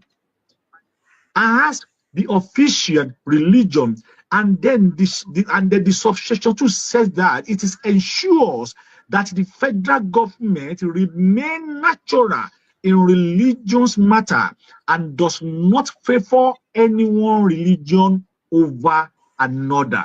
Now today, we could barely see or clearly see that our own religion as Yoruba is being paralyzed. Now they want to enforce the other religion on us, the religion that is not our land, the religion tí ò ṣe tiwa, tí ìṣe àwa la ní, tí ìṣe àwa la gbà, and then wọ́n fẹ́ force ẹ̀ lé wa lórí. Despite pé a sọ wípé no. Now look at what happened. Because we rejected Sharia religion, then what happened? They started killing our people and they will fold our hand. This is not the way that we need to fold our hand. This is the time that we need to come. And the people have been come out. I mean, I want the street. I want to force it, but it is not enough. We should shut that country for the federal government to know that this is really serious and it calls for immediate attention. Then we need to focus on the purpose that kini kan lawati obeti èyàn bá ti di ojú méjì, wọ́n ní tí àdá bá ti di ojú méjì ó ti di ọ̀bẹ nìyẹn, àdá la ní, which is we want our nation. We don't want any other nation except our nation. Kò sí tẹ́lẹ̀ ṣe Nàìjíríà ò lè dá. Kò sí bẹ́ẹ̀ ṣe fẹ́ ṣe kò lè dá rárá, wọ́n máa dàrú sí ni, because now ṣe wọ́n tán mójútó ọ̀rọ̀ sexual ni wọ́n mójútó, wọ́n gbéra wọn lọ sí UN. Then that is a problem in the land. If the Senate don't even get themselves right and they do the right things, they are doing nonsense. What about the rep? So it is shown that Nigeria is a game play, and then we all need to play the game the way they want. And then what we want is our own nation. Olódùmarè yóò sìn wá lọ́wọ́.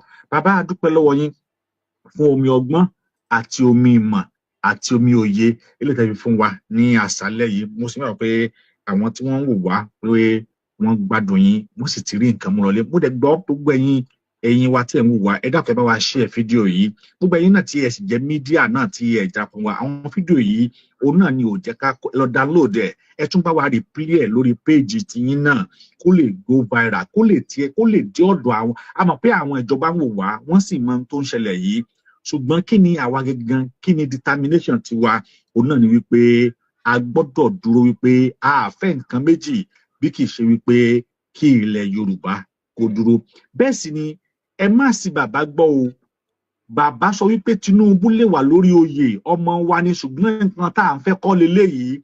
Ohun táwa ń fẹ́ ni pé kí ìran Yorùbá ó dá dúró, a sì dúró lórí kó dá dúró. Ọ̀nà tí ó wá gbà tí ó fi dá dúró ó ń bẹ ní ọwọ́ èmi àti ẹ tá a jọ ṣe tí ó dẹ̀ tùbà tí ó jẹ́ tùṣẹ. Káwọn wípé ìran agbe ni wọ́n laró, ìran àlùkò ni wọ́n lọ sùn, ìran lékelèké ni wọ́n lẹ fún. Tá a bá kọ̀ tá a ṣe lónìí, tá a ní kó kàn wá, kò síbi táwa náà fẹ́ lọ. Ṣé tí wọ́n bá gbalé bàbá wa lọ́wọ́ wa, tí wọ́n gboko, tí wọ́n gbalé, tí wọ́n gbaná, ṣé ìlú òyìnbó wa fẹ́ gbé ni? Tó ṣe ká kó gbogbo ẹbí wa lọ ni?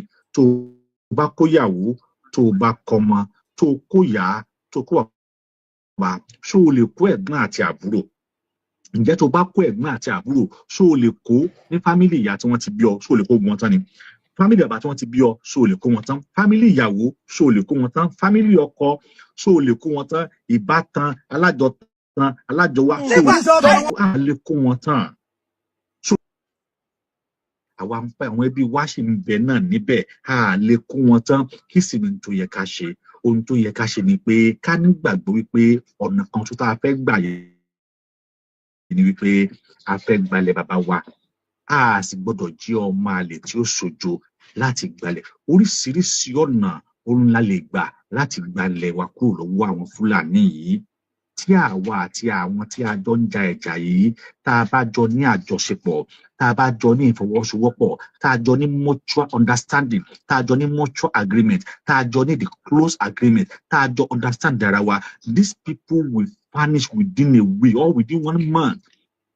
wọ́n ṣe bẹ́ẹ̀ ni tí wọ́n ṣe bẹ́ẹ̀ ní àwọn ìlú wọn tí wọ́n jẹ́ the real indigenous of Ghana ìfẹ́ wọ́n pẹnu pọ̀ wọ́n jọ fi ìmọ̀ ṣọ̀kan òun ló jẹ́ kí wọ́n lè kàn ká àwọn Fúlàní yìí but nígbà tí Fúlàní bá ń bá Yorùbá jà Ìgbò ọmọ rẹ́rìn tó bá tún kan ti Ìgbò Yorùbá náà ọmọ rẹ́rìn ọ̀nà wo la fẹ́ gbà wọ́n kàn pa wá tán ni tí wọ́n bá dẹ̀ pa wá tẹ́ ẹ bá mú wọn wàhálà tún ní ẹ gbọ́dọ̀ mú wọn lọ sọ́dọ̀ ìjọba wọn ni wọn máa ní aṣẹ̀mọ́lù ni wọn báwo ni àjòjì ṣe fẹ́ jẹ́ aṣẹ̀mọ́lù àwọn bọ kò yé wa wípé níwọ̀n ìgbà tí Buhari wà ń bẹ̀ gbogbo police station pátápátá tó wà ní Nàìjíríà pátápátá ni wọ́n ti fi Fúlàní àti àwọn Haúsá jẹ ọ̀gá lé wọn lórí.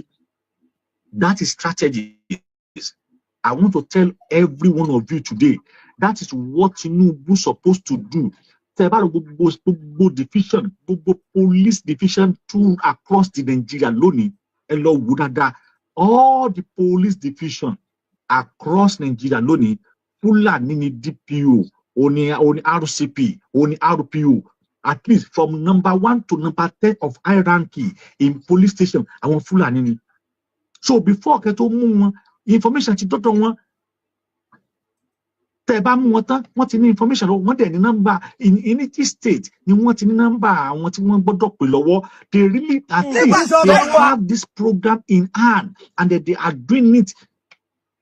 Bí pé kódà tẹ́ bá mú wọn lábúlé tẹ́ bá mú wọn lábúlé sí lọ sí prison, àwọn náà pa sọ wípé kò ṣe má lò because they already pass information across the radio station that when a case of Fulani is being presented or is being presented in your station, reverse it back to the central body.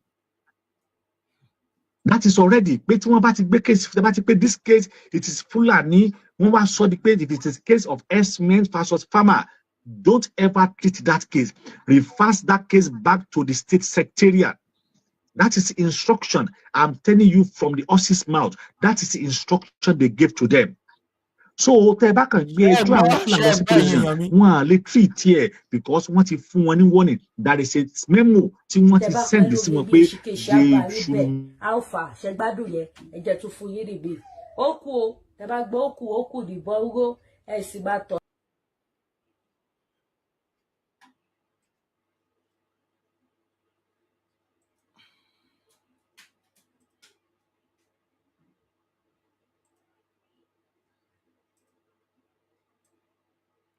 tí mò ń fi wọ̀nyí náà ṣe ń bẹ̀ yẹn o. kí ni bíṣọ̀ wọ kí lè ro gbà wọ ọkọ̀ ẹ wò wọ́n.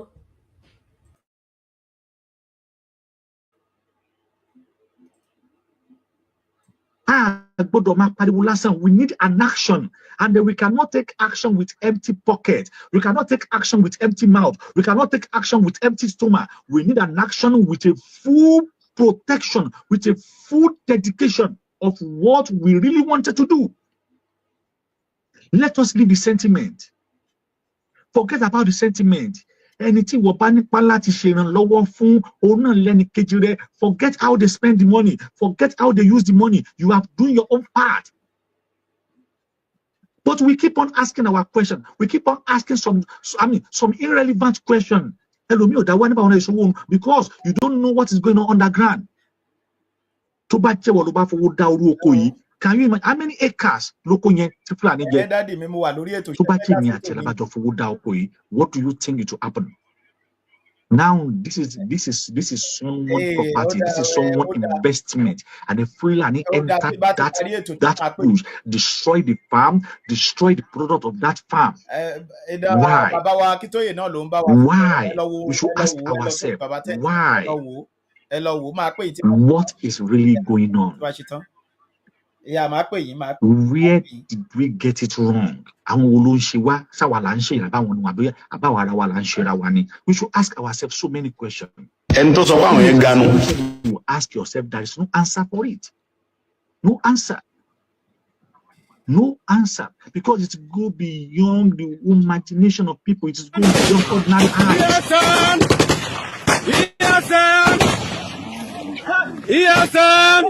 What have you fallen? Yes, have you fallen?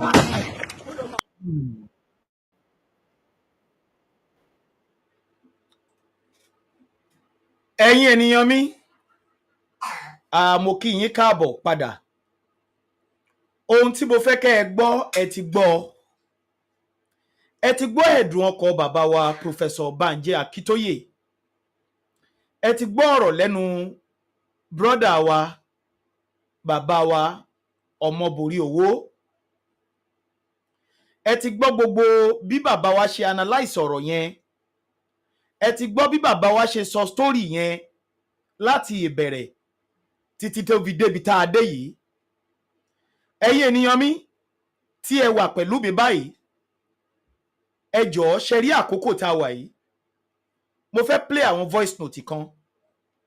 Mi ò dẹ̀ fẹ́ kó jẹ́ pé ẹ̀yin nìkan lẹ máa dá gbọ́. Màá fẹ́ kẹ́ ẹ jọ̀ọ́ kẹ́ ẹ bá mi share ètò yìí ní kíákíá báyìí. Ẹ tún bá mi gbé rìnrìn àjò láti jẹ́ kí àwọn ènìyàn wa kí wọ́n lè mọ ìtumọ̀ tí àwọn olóṣèlú wa fi ń sáré láti make sure wípé àwọn ọmọ wọn o ibi tán bá ti parí ẹ̀ dé ibẹ̀ làwọn ti fẹ́ kọ́ ọmọ wọn ó bẹ̀rẹ̀. Gbogbo nǹkan wọ̀nyí ni àwọn bàbá wa ti rí. Gbogbo nǹkan wọ̀nyí lolódùmarè ti fi sí wa lójú, tó ti fi sí wa lọ́kàn, tó ti ń ṣí wa lójú pé ká máa rí tá a fi ń pariwo. Ẹ̀yin ènìyàn mi, ẹ gbọ́ ọ̀rọ̀ kòbákùgbé tó ní Sultan Sokoto ṣẹ̀ sọ sí ilẹ̀ Yorùbá. Ó dẹ̀ lẹ́ẹ̀kejì, bóyá Abacha àbí Babangida náà ló ti sọ orú ẹ̀ náà rí. Sultan Sokoto tútù sọ pé tí ò bá jẹ́ ti Ìgbò ni pé àwọn ìbá ti sọ ẹ̀sìn ilẹ̀ Yorùbá di ẹyọ kan. Ẹ̀sìn yẹn nìbá dẹ̀ máa control, nìbá máa ṣe adarí ilẹ̀ Kóòtù Òjíire. Gbogbo wa náà la dẹ̀ mọ̀ pé ẹ̀sìn tó ń bẹ lọ́wọ́ àwọn aráabí pé ẹ̀sìn gẹ́rígẹ́rí, ẹ̀sìn gẹ́rùngẹ́rùn, ẹ̀sìn fìyàjẹni ló ń bẹ lọ́wọ́ wọn. Ká gbalẹ̀ wa, ká sọ ilẹ̀ wa di tiwọn. Torí pé Usman Dan Fodio wọ́n ní wọ́n ti fi òfin ó dàbí brọ́dà mi kan tó bá mi sọ̀rọ̀. Ó ní Usman Dan Fodio ó ní ṣáná Muhammed àbí nǹkan ló tiẹ̀ pé wọ́n sọ pé ibi tó bá ti fẹsẹ̀ tẹ̀ báyìí pé ilẹ̀ ẹ̀ ní. So ó dẹ̀ fẹsẹ̀ tẹ ilẹ̀ Yorùbá, ó ní ilẹ̀ òun ní ilẹ̀ Yorùbá, káwọn ọmọ wọn ó gbà á. Ẹ̀yin ènìyàn mi, ẹ̀yin ọmọ Kóòtù Òjíire, the same ọ̀rọ̀ tí Abacha àbí Babangida náà ló sọ̀rọ̀ yẹn, the same ọ̀rọ̀ yẹn ni Sultan Sokoto tó sọ lẹ́nu ọjọ́ mẹ́ta yìí sí àwa ọmọ Yorùbá. Ó jẹ́ ó yé wa wípé àlẹ́nu ń bẹ̀ pé ẹnu nìkan la ní bíi ta jàkàrà, pé tí ò bá sí ti Ìgbò ni àwọn ìbá ti gbálẹ̀ Yorùbá lọ́wọ́ wa. Ṣùgbọ́n ọjọ́ tí Ìgbò bá lè lọ kúrò ní Nàìjíríà, ọjọ́ òun làwa Yorùbá la máa gbọ́ kíyàndò. Ọjọ́ òun náà ni ọjọ́ náà ni wọ́n máa gba ilẹ̀ Yorùbá lọ́wọ́ wa. Ẹ̀yin ènìyàn mi, ṣé ọ̀rọ̀ tí Sultan Sokoto sọ yìí ṣé irọ́ ló fi pa, ṣó òótọ́ ni? Lọ́dọ̀ tèmi tí ń bá wò máa lóòótọ́ ni. Torí àìmọye àwọn ènìyàn nígbà tí bàbá wo Olóyè Ọmọ Adéyẹmọ jáde lọ́jọ́ kìíní àná tí bàbá sọ̀rọ̀ tó ń ṣe wọ́n ní ó fẹnu wú géètì ni. Bó tiẹ̀ láwọn tó dìídì jáde máa wá fídíò yẹn ní kí lolóyè ń sọ, àwọn alágbára tó jù lọ ń bẹ o, à ń bẹ o, kìnnìkan àwọn dà láti ìgbà yẹn.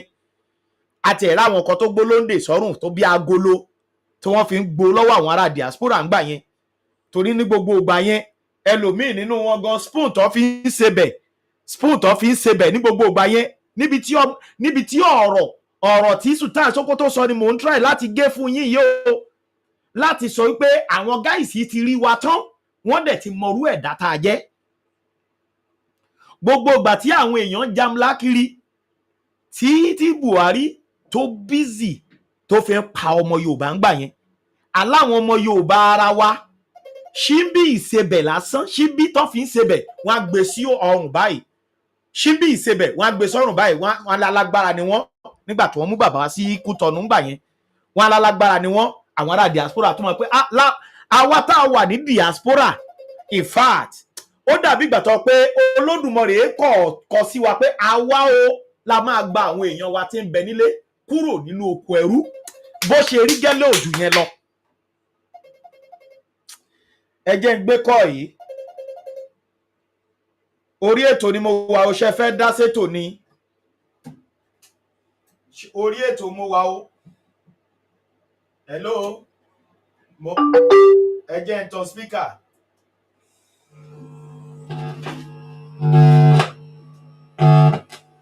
ìyá ẹgbọ́n sókè o gbogbo àgbáyé ń gbọ́ yín o. Okay, ṣé àwọn lórí ètò? ìyá mo wà lórí ètò èmi fi ẹ fẹ́ dá sétò àbí. Mo fẹ́ dá sétò, mo fẹ́ dá sétò. Ó yá ẹgbọ́n sókè bàbá mi gbogbo àgbáyé ló ń gbọ́ yín. Okay, ẹ ṣé gan bàbá àròlé 1010 látàárọ̀ gan mo ti ń show program yìí ẹ ṣé gan. ẹ ṣeun. Wàláì ọ̀rọ̀ tẹ́ sọ kò sí ọ̀kan tó kúrò bẹ́ẹ̀. Pé Sultan Sokoto sọ pé tí kò bá sí àwọn Ìgbò ó ti pẹ́ táwọn ti gba ilẹ̀ Yorùbá. Ẹ̀rí ń jọ́ ni pé èmi ni mo tún pè ń jọ́ ni tí mo tún sọ̀rọ̀ kan náà. Wàláì ìpìlẹ̀ àwọn ìran náà wọ́n ti mọ Yorùbá tán. Wọ́n ti mọ ìran Yorùbá tán. Sẹ́rí pé Yorùbá gan ní ìṣera rẹ̀. Yorùbá. Wàláì. Bóyá Ọlọ́run ni ó ṣàánú Yorùbá o. Sínú Yorùbá. Àfikà tó rè ní tí a lè yọ ìran Yorùbá. Tọ́lọ́ bá ṣe tábà gba ilẹ̀ Yorùbá. Àfikà tó padà fún ìran Yorùbá ṣe. Mo bá ọ̀rọ̀ mi yé. Àfikà tó padà fún ìran Yorùbá ṣe. Báyìí ìran Yorùbá ti ya ìyàkúyà. Mo ní ìgbà mímẹ́ tí mo bá ń wo àwọn ìròyìn nǹkan tó ṣẹlẹ̀ ní ilẹ̀ Yorùbá ó ní kí n fọ́ fóònù mi lẹ̀lẹ̀. Lónìí ó débi kan nígbà tí ẹ lánàá Yorùbá mọ́. Ìpàdé nǹkan bẹ́ẹ̀ máa ń bí èèyàn nù bàbá rẹ̀ tẹ̀ntẹ̀ máa ń bí èèyàn nù. Mo ti dé stage kan lónìí ní tí ẹ lánàá Yorùbá mọ́ wàláì. Lọ́yìn náà wò ẹnì kan tuntun tí Ọlọ́run gbé dìbò fún wa. Àní ìdá ìdí ibi tí àwọn ìlú tí ń gbọ́ òmìnira ara wọn. Ẹni ẹ̀ wo Burkina Faso lónìí gbogbo yẹn ní sọ ọmọ kékeré Burkina Faso yìí ibẹ̀ ń bá wẹ̀. Gbogbo àwọn èèyàn ní ń wo ìròyìn rẹ̀. Àwọn kan tá wà ní Abidjan bíi gan-an àwọn ará Abidjan gan wọ́n tún tó àlè fún ọmọ kékeré yẹn. Mẹ ẹ mọ̀ rí àwọn ìran Yorùbá ní wọ́n máa gba ọkọ̀ wọ́n máa fẹ́ nítorí Burkina Faso ti dá léṣe àwọn lọ Burkina Faso àwọn lè wá owó bẹ́ẹ̀. Nítorí kí ni àwọn ará Burkina Faso kí wọ́n tó rí òmìnira tí wọ́n ní lónìí tí bẹ́ẹ̀ wọn náà wọ́n ń jà ní. Ó ti náà fẹ́ tí wọ́n parú mọ́ wọn títí tí wọ́n fi rí ìjọba ti lónìí. Lẹ́tẹ̀ bá gbé kí Yorùbá ṣe Yorùbá jẹ́ ìran kan Yorùbá pé kí ẹlòmíì wá jà ní ààyè rẹ̀ láti wá ti gbọ́ òtún náà dán tí àdó rẹ̀ bá ti dé Yorùbá fi máa jà àdó rẹ̀ lọ́rọ̀ láì má nira. Tẹ́ bá sọ̀rọ̀ fún Yorùbá kan kí ni àfẹ́ wàhálà o àfẹ́ báyìí o àfẹ́ ogun wọ́n ó pa yín tán yányá ni ẹ̀fẹ́ wàhálà wọ́n ó pa yín tán yányá. Ìran Yorùbá mo ní ìgbà míì bẹ́ẹ̀ tí wọ́n jókòó lọ wọ́n fún tí mo fi di ìran Yorùbá. Mo mọ̀ béèrè pé èmi tí mo bá ń sọ̀rọ̀ Abidjan ni wọ́n bí mi sí ilẹ̀ ẹ̀kọ́ àdúgbò ni wọ́n bí mi sí mo dàgbà sí ọmọ Ẹdẹ ni mí ọmọ Ẹdẹ ni bàbá mi Òṣogbo ni màmá mi tó wá jẹ́ kí ìran Yorùbá máa wùwà báyìí. Wàláhì ọ̀rọ̀ náà gan ti pẹ́ tèmi náà mo ti rí òfò mo ní pé tí kò bá ṣe pé ìran Ìgbò tó wà nínú Nàìjíríà wàláhì ìpìlẹ̀ tààlà ó ti pẹ́ tí wọ́n ti mú ìran Yorùbá ní ẹrú. Wàláhì ńjọ́ gangan ó ti gan ó tún pé bọ̀ tí wọ́n bá ti mú alẹ́ rú dáadáa ó tún pé bọ̀ látẹnu ní lọ àfẹ́gbọ́ èdè Yorùbá mọ́ nínú àwọn iléeṣẹ́ ńláńlá àbí báyìí tẹ́ bá lè sọ ìran Fúlàní àbí tẹ́ bá lè sọ èdè Fúlàní àbí tẹ́ bá lè sọ èdè Haúsá nínú àwọn iléeṣẹ́ ńláńlá Nàìjíríà àfẹ́rí Yorùbá máa ń bẹ̀ àfẹ́rí ẹni tí ń sọ èdè Yorùbá tó wá jẹ́ kó rí báyìí. Ọpẹ́lọpẹ́ àwọn Ìgbò ọ̀rọ̀ tí mo sọ gbogbo àná ọpẹ́lọpẹ́ àwọn Ìgbò wàláhì ìran Ìgbò kì í gba nọ́ọ̀sẹ̀sì láàyè ìran Yorùbá ní máa ń gba rubbish nonsense nǹkan tí ò gbọ́ nǹkan tí èèyàn kan gbọ́dọ̀ bọ̀ ní tí tẹ́ bá ti sọ tán nísìnyí tí ìran mi bá ń nà wọ́n bá ń ṣe wọ́n léṣe bá ń gba ìyàwó wọn lọ́wọ́ wọn bá ń bá ìyàwó wọn sùn níbi oko wọn tó bá ń pọn ní ṣàkóso tó bá gbé kí ó dìde ọmọlúwàbí ni wá gbọ́dọ̀ dìde ọmọlúwàbí ni wá gbọ́dọ̀ ṣe báyìí ẹ máa jẹ́ ọmọlúwàbí ẹ máa jẹ́ ọmọlúwàbí àwọn Fúlàní ó fẹ́ pa yín tán yanyan jẹ́ pé ó kàn bá ìgbé yẹn lọ.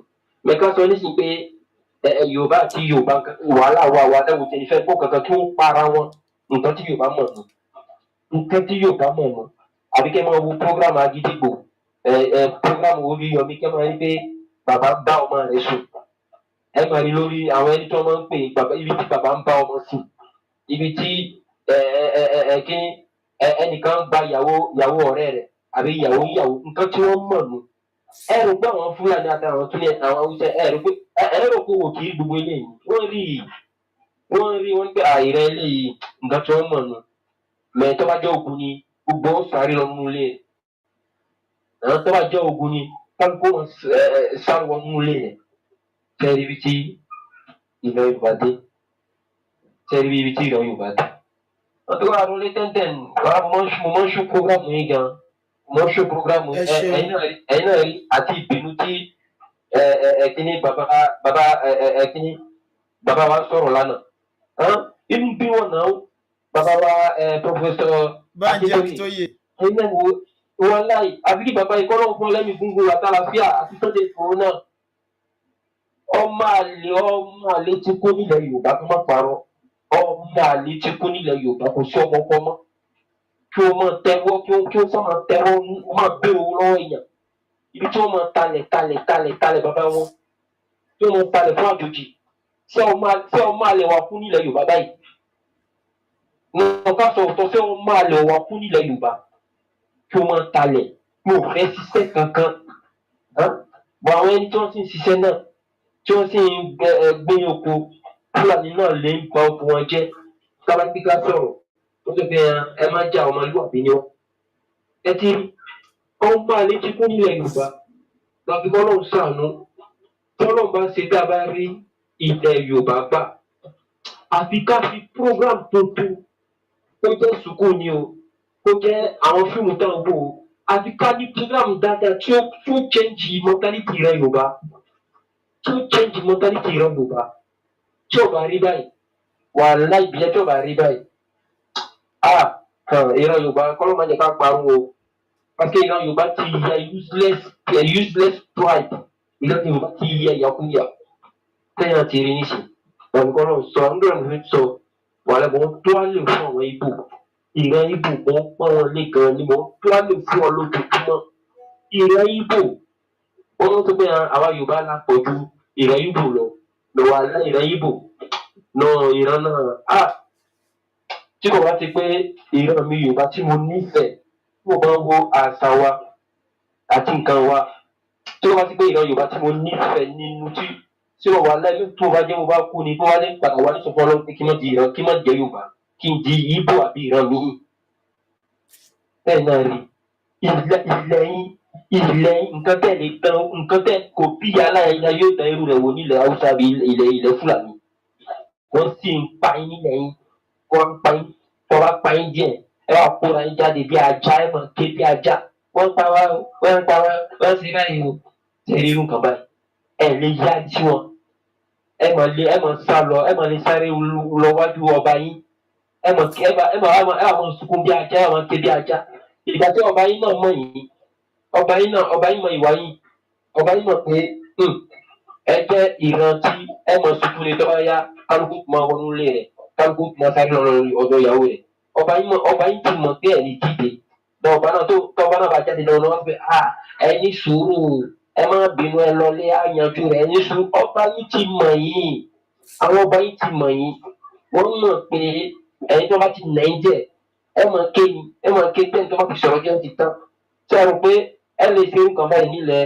Fúlàní àbí ilẹ̀ Haúsá wàhálà kí wọ́n tó lè bá ọba wọn ìran tí ń ṣiṣẹ́ ọba ìgbà wọ́n ti lè ba nǹkan jọ ní sáàdì wọn náà tí wọ́n bá ń bá ọlọ́pàá ilẹ̀ wọn sọ̀rọ̀ pé àwọn ìran báyìí wọ́n ń tà wá láàmú nínú oko wa o bí ó ti wà lábàdé wàhálà ikú wọ ní ààbò ọlọ́pàá mú kókó lè sun ààbò ọlọ́pàá ní náà ni mú kókó lè sun gbogbo ibẹ̀ níná kí ọlọ́pàá tó sọ pé àwọn ará ìlú wa yìí àgbọ̀rọ̀ fọ̀rọ̀ wọn ṣe bẹ́ẹ̀ ìran Yorùbá wọ́n mọ̀ wá wọ́n mọ̀ kí tí ìran Yorùbá bá ti kéjì ẹ̀ báyìí tí ọba bá ti jáde ẹ ní sùúrù ló tọ́ bá bá pa mẹ́wàá nínú wọn tí ọba bá ti jáde ẹ ní sùúrù ẹ padà yanjú rẹ̀ ẹ kálukú mọ̀ wọn nínú kálukú padà nílé rẹ̀ bí ẹranko ibi tí ìran Yorùbá ti dé lónìí nù tẹ́tìrì wà náà mọ̀ ń tó àlè fún ìran Ìgbò wà láìbílẹ̀ ọ̀rọ̀ tí èyí kí ni Sókótó tó kó parọ́ tí kò bá ṣe Ìgbò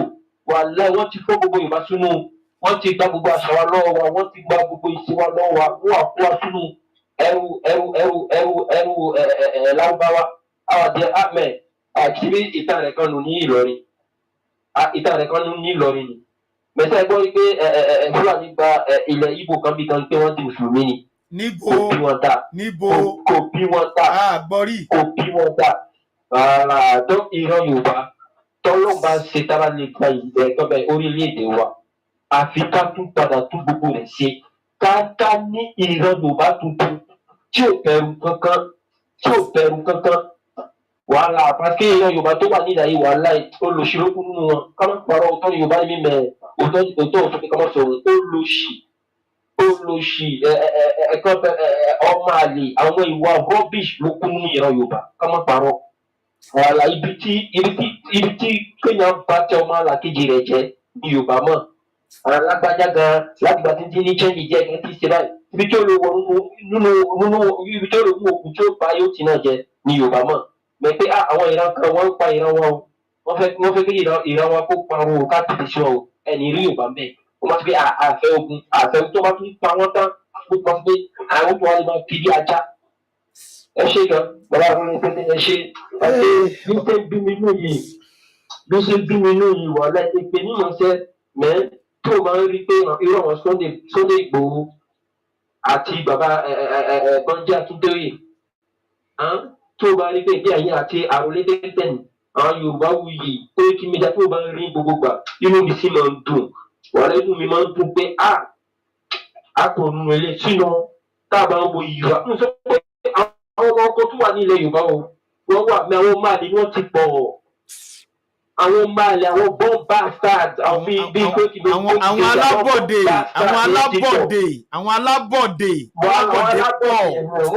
alábọ̀dé pọ̀ tọ́rọ̀ bá ṣe kí Yorùbá bá fi gba ilẹ̀ tó wà á fẹ́ gbé báyìí wọ́n á bẹ̀rẹ̀ jẹ́ wàhálà kí mo yọ gbogbo ọkọ̀ Olódùmarè ṣe wàhálà àwọn atẹnujẹ́ pọ̀ àbíkọ́ ló tẹ̀ ẹ ṣe gan ẹ máa bá ètò lọ. Bàbá mi dẹ̀ sọ̀rọ̀ omijé fẹ́ máa gbé mi bàbá yìí sọ̀rọ̀ omijé dẹ̀ fẹ́ máa gbé mi pé irú ìran wo ni ìran Yorùbá yìí irú ìran wo ni ìran Yorùbá kí ni nǹkan táwọn olóṣèlú gbé fún wa jẹ tó eléyìí tó sọ gbogbo everybody dámúgùn nílẹ̀ Yorùbá ń bẹ̀ yín bàbá yìí ní tó bá tó pé wọ́n pa Yorùbá báyìí wọ́n jáde wọ́n bẹ̀ sí ní pariwo ìyá yẹn jókòó lọ́jọ́ sí Ọlọ́run jọba dédé àyèdè sáàrin Fúlàní kíní kan ó dẹ̀ ṣe bẹ́ẹ̀ everybody tún padà sínú ilé wọ́n á tún lọ máa jẹun á tún dọ̀la wọ́n á tún ké jáde again kí ló dé tí ò bá sí kì í ṣe pé a fi ń gbéraga àbí a fi ń ṣe a fi ń dúpẹ́ lọ́wọ́ Elédùmarè fún àǹfààní tó fún wa ni fún orí ọ̀fẹ́ tó fún wa ṣe ló dá ìgbà tó pé àwọn ará diaspora yìí àwọn ará diaspora gangan lolódùmarè gbé iṣẹ́ Yorùbá nation yìí tó gbélé lọ́wọ́ pé ẹgbà ẹ máa ṣe ẹ make sure pé gba àwọn èèyàn yín kúrò nínú oko ẹrú a pariwo àwọn pásítọ̀ náà ìdámẹ́wàá owó ọrẹ òun ni wọ́n gbọ́jú mọ́ ibi tí owó ìdámẹ́wàá àtowó ọrẹ ti ń wá wọn ò ṣiṣẹ́ tọbẹ̀ pé àwọn kan ti dúró o láti dá àwọn ọmọ ìjọ lọ́nà o àwọn kan ti dúró o láti gbẹ̀mí ọmọ ìjọ owó tẹ̀ ń gbà yẹn ní rígbà tó bá tásìkò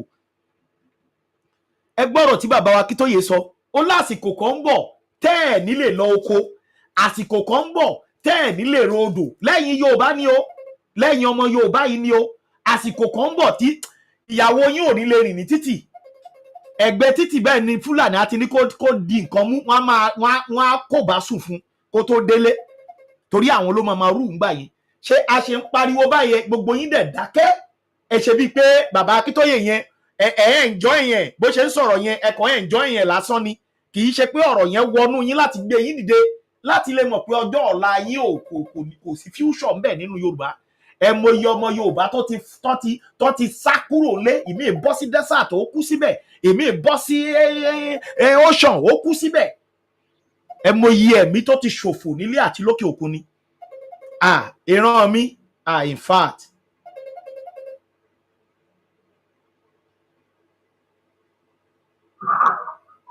ẹgbọ́n sọ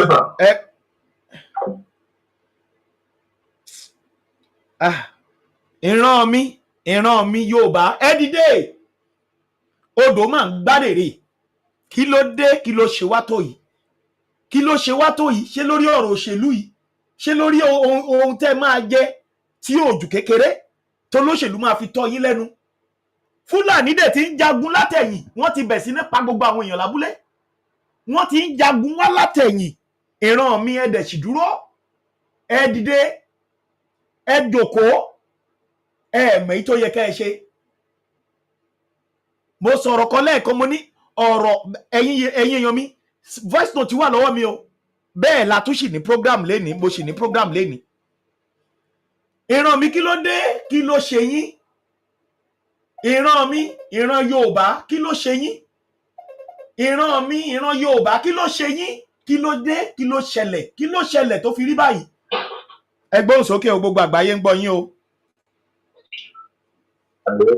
ẹ gbóhùn sókè sà Hello, Arule. ẹ gbóhùn sókè dádì mi mo kí yín o Hello, Arule. ẹ ṣeun sà ẹ ṣeun ẹ ṣeun àmì o àṣẹ o àṣẹ o.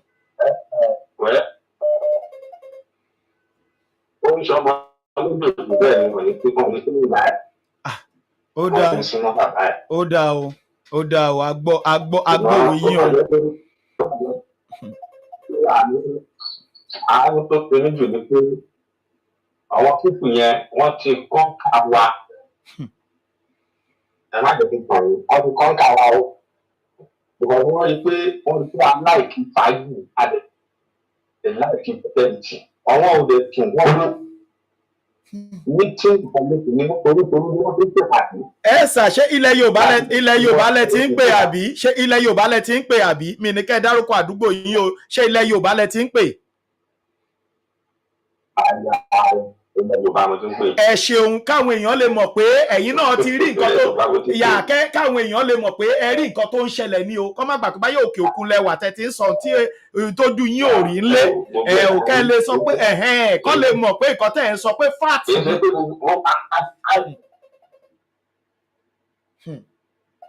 wọ́n á ti fẹ́ nǹkan tó máa ń sìn níbi tó ti ń ṣáré tí wọ́n gbẹ́ kò tó gbẹ́ tó gbẹ́ náà ilẹ̀ Yorùbá yìí náà ni o.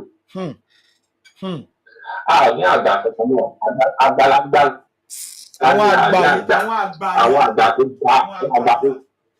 bá ọ̀fẹ́ àwọn àgbà ìkàlùkù ojú àánú ti fọ́ ti kà lóde kù àwọn ló kú ilẹ̀ Yorùbá tẹ́rí wọ́n ti kú bí 20% ni wọ́n fi kọ́ àwọn fáínálì ọlọ́run tó ka kí ẹ̀ka tó ka bàbá akẹ́lẹ̀ ìbò tó ta ojú àwọn alábí wọn ti pa ojú ọlọ́run tó bàbá yìí tó tó wà bàbá akẹ́lẹ̀ àti tó pọ̀ wà òun ló ti jẹ́ ká padà wọ́n ti tó tì ní sìn àti wà níbi 45. ó ga o ó lágbára o. pẹ̀lú ariwo tí ẹ̀ ń gbẹ wà lóhùn yẹn tí ẹ̀ ń pa látòrí tó ìdílé tó dé. gbogbo àwọn obìnrin yẹn èyí lè yíbára ní Yorùbá òun ní òṣìṣẹ́ ní gbogbo wọn pátá. wọ́n á tẹ̀ ẹ̀ láti ibi tó ti bẹ̀rẹ̀ sí gbogbo àwọn ìfẹ́ yìí ní ọ̀hún pé àbálẹ̀ ẹ̀sẹ̀ tó bá jẹ́ pé ó kàtà. ó máa dé stage kan pẹ̀lú ní wọ́n ní ẹgbẹ́ òdo pé ní ìtì mo yẹ ẹ̀mí tó àmàlù tó kọ̀ ní ọ̀pá ó ń tẹ̀ ìlú mo yẹ ẹ̀mí tó kọ̀ pálẹ̀ àdédé da màálù sí gbòòrò lọ́sàn-án wọn láì tó àdẹ̀ta tí àwọn òkú ẹ̀ nígbà tó bá kọ́ ní káàkiri àwọn náà tó gbẹ wọ́n ti ká fún ilẹ̀ Yorùbá ìwọ́n bẹ́ wọn lórí ìwà rẹ̀ ó máa kó wa lọ àwọn òyìnbó pẹ̀lú àṣọ náà wọn ní borí wa. ọ̀rọ̀ bàbá kan kí Yorùbá ó dìde ni. onígbòjọ ó kú yà fún páì kó fi náà fi ká nílẹ̀ kó fi ní máàlù kan sì mọ́ fẹ́bàdì yẹn. Samuel Epa. Kọ́ dẹ̀ fún ara kọ́ dẹ̀ lórí ẹ̀ lórí ìlú náà. Ó ní káàdì tó bẹ̀rẹ̀ fẹ́ẹ́ di tribe rẹ̀ àwọn nǹkan tó máa ṣẹlẹ̀. Ṣèdíjọ́ tí Sunday Igboho wọ́n wá ṣètò ku ìyàwó bàbá Banji Akintoye wọ́n gbọ́ fún Sunday Igboho ìjọ́ kejì ẹ̀kan lápọ̀jà ju ilé. Ó ga o. Ìjọ́ kejì ẹ̀kan fi ọ̀jà ju ilé ẹ̀ fún wọn hàn. Bẹ́ẹ̀ ni wọ́n fi ọ̀já ju nílẹ̀ bẹ́ẹ̀ ni ẹ kú làákàyè bàbá ẹ kú làákàyè ẹ kú làákàyè. Nǹkan tó wá dùn mọ́ mi nínú ni pé sẹ́rí gbogbo àwọn tí wọn ò fẹ́ gbàgbé inú mi wá dùn mọ́ inú mi wá dùn mọ́ pé gbó inú mi dùn káàdì wà ó. Wọ́n bá dẹ̀ fa gbòòrò àpagbó. Ó gbọ́dọ̀ fà á. Wọ́n bá sọ pé ọ̀rọ̀ òun ní àkókò gbogbo nǹkan tó ń fèrè kójọ yẹn Fúlàní sì gbọ́ àgbà pé wọn o. ọ̀rọ̀ mi ò bẹ́ẹ̀ lọ kọ́ ọ máa ṣe lọ wọ́n máa kọ́ ṣe àmọ́ àwàrà kọ́ máa ṣàbọ̀ àwọn kan máa tó bẹ̀ wọ́n bàbá nǹkan ti gbà fún wọn wá tó ní o tó fi débi káàdì ìlú ṣùgbọ́n gbogbo bá máa ń mú wọn wọ́n fètò. Ẹ ṣeun bàbá wa ẹ ṣeun dádì mi God bless you sir thank you sir God bless you bàbá ẹ ṣeun ẹ ṣe o. Ẹ̀yin èèyàn wa máa pè yín padà ẹ̀yin tẹ́ bá ti pè mí máa pè yín padà ẹ má wọrí ẹ̀yin tẹ́ bá ti pè mí bàbá yìí ló kọ́ pè mí ẹ jẹ́ ń pe bàbá yìí.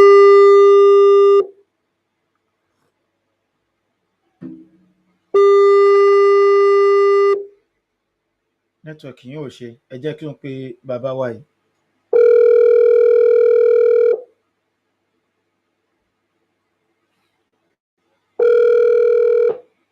Bàbá ẹ gbóhùn sókè o ẹ gbóhùn sókè o gbogbo àgbáyé ń gbọ́ yín sà o happy Sunday sà ẹ gbóhùn sókè sà.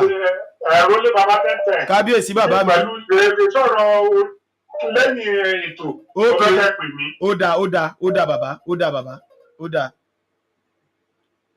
Ẹ gbóhùn sókè o gbogbo àgbáyé ń gbọ́ yín o. Ẹ gbóhùn sókè bàbá ẹ gbóhùn sókè dádì mi ẹ káàbọ̀ sà. Ẹ ṣeun dádì mi ẹ ṣeun. Ọlọ́run máa fún yín ṣe o. Àṣẹ Ìdùmarè. Àtàbíjà wọn ti pè. Ó dá dádì mi ẹ gbóhùn sókè gbogbo àgbáyé fẹ́ gbóhùn tẹ́ fẹ́ sọ. Lágbára ọ̀rọ̀ tí ń lọ náà ni. Ẹ ṣeun. Ṣé ẹ rí ọ̀rọ̀ àwọn ẹbí wa ní Nàìjíríà ti sú mi. Ó lágbára o. Èmi gan bí mo ṣe wà ń bí jẹ́ pé àánà ṣọ́ọ̀bù mi ni. Mo pe ọmọ ìyá mi tó jákúrò mi nílé. Ó pé ìtawà rí ní ibi tá a wà pé bí ṣe ń lọ ní Nàìjíríà ẹ̀rù sì ń bà wá. Kí ọwọ́ ọgbọ́n láti ṣàwọn èèyàn jọ èmi náà kọ àwọn èèyàn jọ bí tá a bá ń rí àmọ́ bí sponsor wọn kó fi máa mójútó lé kó fi máa dáàbò bo àwọn ẹbí tí mẹ́lẹ́. Onírọ́ ní gbogbo ẹ̀ pé gbogbo ìtọ́wà àwọn kò ṣẹlẹ̀. Sẹ́yìn ọjọ́ àwọn tí wọ́n sọ̀rọ̀ sí wọ́n ya wèrè ní dáàrí fídíò dáàrí gbogbo ẹ̀. Onírọ́ ní kò sí kí ní kò sí kí wọ́n rà ṣé ẹ ponú láàrin òní sẹ́ẹ̀dí ya wèrè bẹ̀rẹ̀. Ṣé ẹ ponú ni àtijọ́ náà báyìí tó bá ti bèrè nǹkan lọ́wọ́ mi ò fún ma mo nítorí pé mo fi nǹkan ránṣẹ́ sí wọ̀ ní ó jẹ́ kọ́kànlá lọ́ba àdé wípé ọmọ pé ìyá ti àwọn tí ń bẹ̀lẹ́gbẹ̀ẹ́ rẹ̀ àdìgbà náà mo ní lọ́wọ́ tó bá ní ìtọ́gbọ́n nǹkan tó bá ní ìkọ́ wa ní ọmọ wa sí kókó wọ̀ pé wọ́n gbóhùn ní ìdìbò ọ̀rọ̀ wọn ò yé mi pàápàá bóyá mo wá wò pé bóyá ìgbà tí ò sí ná báwo wo tẹlifíṣàn báwo gbọ́ rédíò wọn gbọ́ ọ̀gá mẹ́rin. gbogbo nǹkan táwọn olóṣèlú ń lò láti make sure pé tó bá ti dìgbà election yẹn wọ́n á lè gbé 10,000 káwọn mọ́lé gbogbo ìyà yẹn náà fi jẹ wọn ò ní fún wọn níná wọn ò ní fún wọn lómi wọn á jẹ́ kí ìyà jẹ wọn dáadáa tó bá ti dásìkò ìbò wọn á bẹ̀rẹ̀ sí ní pé 10,000 fún wọn. nítorí náà lò ní pé báyà wọn ò gbogbo information táwọn àdúgbò yẹn o èrò fún àwọn adé ń bẹ lọ́wọ́ rò wọ́n rí èrò máa ń rí pàtó àgbà ilé gbogbo tá a bá ti sọ fún wa wọ́n ní lọ ni ìjọba ìdarí kódà mo tún sẹ́ẹ̀dì fídíò sí wípé àwọn fídíò báyìí ọ̀dà sí ibo ní ìṣẹ̀lẹ̀ gbogbo àwọn fídíò tí wọ́n ń gbà lọ́wọ́ yín o wọ́n sẹ́ẹ̀dì rẹ̀ sí wípé ọ̀dà níbo ni ilé ìgbà tó ní kò sí lọ́ni ọ̀dà àwọn èdè tí wọ́n sọ nígbà sí Yorùbá kọ́ ni wọ́n sọ sí orílẹ̀ Yorùbá kọ́ ni tọ́ba díẹ̀ tí ìdọ́gbọ̀ tiwa ẹ̀mí ń bọ̀ díẹ̀ náà lọ ọ̀gbọ́n dàgbà wọn gbà wọlé. bẹ́ẹ̀ni. ìgbà tó máa ń kọ́ ọ̀gá ogun àwọn ẹgbẹ́ lójú ọ̀nà yóò padà kà wá bí táwa náà wà. má ṣe o. mo sáfẹ́ dédé ọ̀gbọ̀n láwọn wò ní gbogbo bó ṣe ń wo fídíò látàárọ̀ inú kan bí inú kan rùn mí ni. àmọ́ wọ́n á wò pé èèmọ̀ mo fẹ́ ṣe ìmọ̀ agbára tí mo lè ní. mo sáà wò ní dọ̀là sọ́wọ́ ìlú náà kí náà kó àwọn ọmọ kan jọ nílé pé kí wọ́n máa dáàbò bolé rí wọn kó jọ pé gbogbo wọn ti ponú wọ́n ti ya wèrè ní jẹ́ mọ́ tí mo fẹ́ sọ. ó ga o. gẹ́gẹ́ bí bọ́lá mi kan tó pè látàbíjà sọ àmọ́ tó ṣe ìrànlọ́wọ́ báyìí o àmọ́ tó ṣe wá pàápàá ó lágbára láìpẹ́ láàrin ara wa ni láìpẹ́ láàrin Yorùbá sí Yorùbá ni a máa ń léegun a máa ń lóògùn. bẹ́ẹ̀ ni láwọn gbàngbùlà àwọn náà ti pẹ́ nìkan gbọ́ láti ta àwọn àdì ọ̀dẹ̀ òye mi pàápàá. ọmọlúàbí adọmọlúàbí ni adọmọlúàbí. eléyìí sọ bàbá rẹ eléyìí sọ̀rọ̀ ọmọlúàbí bàbá rẹ eléyìí sọ̀rọ̀ ọmọlúàbí ọ̀dẹ̀ òpònú ni ẹ ká pé nù bàbá. ó ga o. ṣé ọmọlúàbí wọn kà mọ́lé tí wọ́n máa ń báyàwó rẹ̀ sùn tí wọ́n nìkan máa fún àdátẹ́gùn. ó lágbára. tí wọ́n lè kú síbẹ̀ ṣé bí Yorùbá máa ń pòwe pé ikú yájẹ̀ sí lọ. bẹ́ẹ̀ ni. kó pààyàn sí ìbẹ̀rù tí kò wá wúlò ju pé kó máa fi ṣẹ̀sìn lọ́kẹ́ ìgbẹ́ ẹja báyàwó rẹ̀ sì dúdú fífún alátẹ́gùn ní òní lọ yìí. ó ga o. ṣé kò ní bójú ara rẹ̀ jẹ́ kò ní bójú àwọn ọmọ rẹ̀ jẹ́. ó ti bàjẹ́. ìjọ òní má kò ní kú. ìjọ òní ò ní lọ. ìjọ òní à ní kú. ó ga o. èyí tí ń ṣe wọ́n lọ́hùn gangan ṣé kò ní kọjá pé kíyàn kú. ara tí wọ́n fi ní wọ́n lọ́hùn ṣé kò ní kọjá kí wọ́n kú.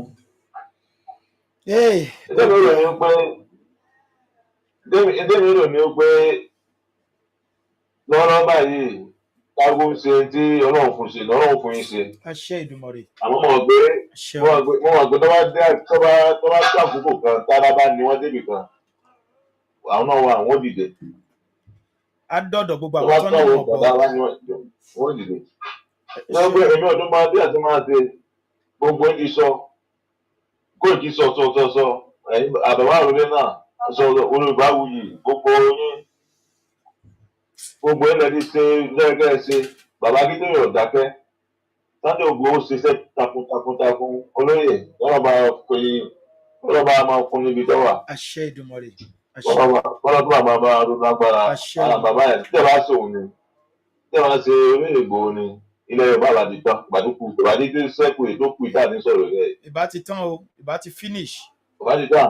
ìbá ti finish. ìbá ti pé bàbá ń gbégbé tẹ́lẹ̀ àti gbogbo gbólóhùn iṣẹ́ yẹn kò bá ti parí ẹbí àwọn wákìlì àwọn sẹ́ríkẹ́ bá ti gba gbogbo àdúgbò. wọ́n á ti jẹ gbogbo bẹ̀yẹn tán wọ́n á ti jẹ gbogbo bẹ̀yẹn tán àwọn ọmọ nílùú gan ti sá kúrò ńbẹ̀ pẹ̀lú Fúlàní lá máa gbé bẹ̀ ń sìn Fúlàní láì wá yapa síbẹ̀. àgbẹ̀ olójú ibi táwọn lè gbà náà kólé yìí lọ bẹ̀ olójú ibi táwọn ọmọ olùgbà lè bẹ́ẹ̀ni olùkọ́lé yìí lọ ọkọ mẹ́. dágbére ọ̀dà lásìkò ìgbà náà ni àwọn tó wà nípò míì ìṣẹ̀lẹ̀ ìgbẹ̀sán lọ́ka ọlọ́wọ́ kò pé àwọn kéde fi agbójú wọn dín là dágbére òdìdé gbà náà ni àràdí máa sọ̀rọ̀ ilẹ̀ Yorùbá àbàdì tán. ó mà ṣe o. gbogbo àwọn gómìnà wọn bá di Fúlàní gbogbo kánsílọ̀ bá di Fúlàní ò ti parí àwọn ọba oúnjẹ kú jẹ gbogbo àwọn ọba ti síyáde lórí wọn bá ti jẹ bá ti fi lé wọn ṣe owó tó yẹ kọ́ ni ọ̀fìfẹ́ fi ṣe security sílẹ̀ Yorùbá ó lọ fi kọ́ shopping ó lọ fi kọ́ odidi ìlú sí Àkúrẹ́ lọ fi kó odidi ìlú sàkúrẹ́ wọ́n dẹ̀ pa Yorùbá lójoojúmọ́ wọn ò wo bẹ̀ ó gbé owó lọ ó gbowó lọ sàkúrẹ́ lọ fi kó odidi ìlú ló lọ kọ́ sílẹ̀ ó mà ṣe o ẹ̀yin lídà ilẹ̀ Yorùbá ẹ̀yin nílẹ̀ ayé Yorùbá Ọlọ́run á jọ́ọ̀jì gbogbo yín ìdájọ́ Ọlọ́run bọ̀ lórí gbogbo yín láìpẹ́ yìí lágbára dẹ́dà ṣẹ̀dá ìdájọ́ Ọlọ́run ó máa ilé ayé ilẹ̀ ti máa gbàdájọ́ yín kẹ́ tó lọ fún ìwà àti ìwà àbùkù tẹ́ ẹ wù fún ìwà ìdíjú tẹ́ ẹ wù fún ilẹ̀ Yorùbá tí wọ́n ń pa Yorùbá lójoojúmọ́ tẹ́ ẹ dẹ̀ díjú ẹ gba ìdájọ́ yín nílé ayé tí gbogbo ojú máa rí gbogbo ojú báyìí ló máa rí kẹ́ tó lọ lágbára dẹ́dà ṣẹ̀dá ẹ ṣeun ẹ ṣeun ẹ ṣeun ẹ ṣeun. owó tó lọ fi kó dídì ìlú dábì ra nǹkan security fún wọ́n ẹ̀ bá wà bẹ́ẹ̀ ni àwọn ọmọdé àwọn Àgbẹ̀kọ̀yà. ọ̀nà ẹ̀ṣẹ́ àyọ̀gbà àwọn Fúlàní tó wà. wọ́n ọ̀nà nígbà tó wọ́n kàn.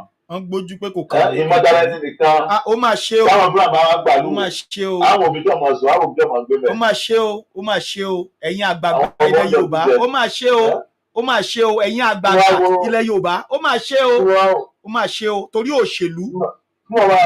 tí wọ́n máa ń wo fọ́tò Tinubu nínú tẹ́lifí báyìí inú rẹ̀ máa ń bí mi ó gbé ṣé Yorùbá sì lè lè yàbí wèrè. In fact wọ́n á tún lé 2037 lórí burúkú wèrè gánì bàbá yàgé tí yàgé mi. ṣé ọgbọ́n ti ṣẹlẹ̀ ni kí ni tó ń wá owó ni tó ń wá. ó máa ṣe o. ipò oní tó ń wá tí ò tí ì débẹ̀. àdéhùn máa wá láti bẹ́ẹ̀ yóò ṣe olórí burúkú ni Tinubu wà láyé ìyàtúbọ̀ dá lómi dá. ṣe o. tí ọba ti lè pín Nàìjíríà kíákíá kò ní láti bọ̀ tán rẹ̀. In fact kò ní pẹ́ kọ́ńtì ṣe àtúntò àfẹ́ máa lọ wọ́n tún kọ́lẹ́tà sí ọ òòdùn fún adésì. kò tiẹ̀ dáhùn kò tiẹ̀ dáhùn.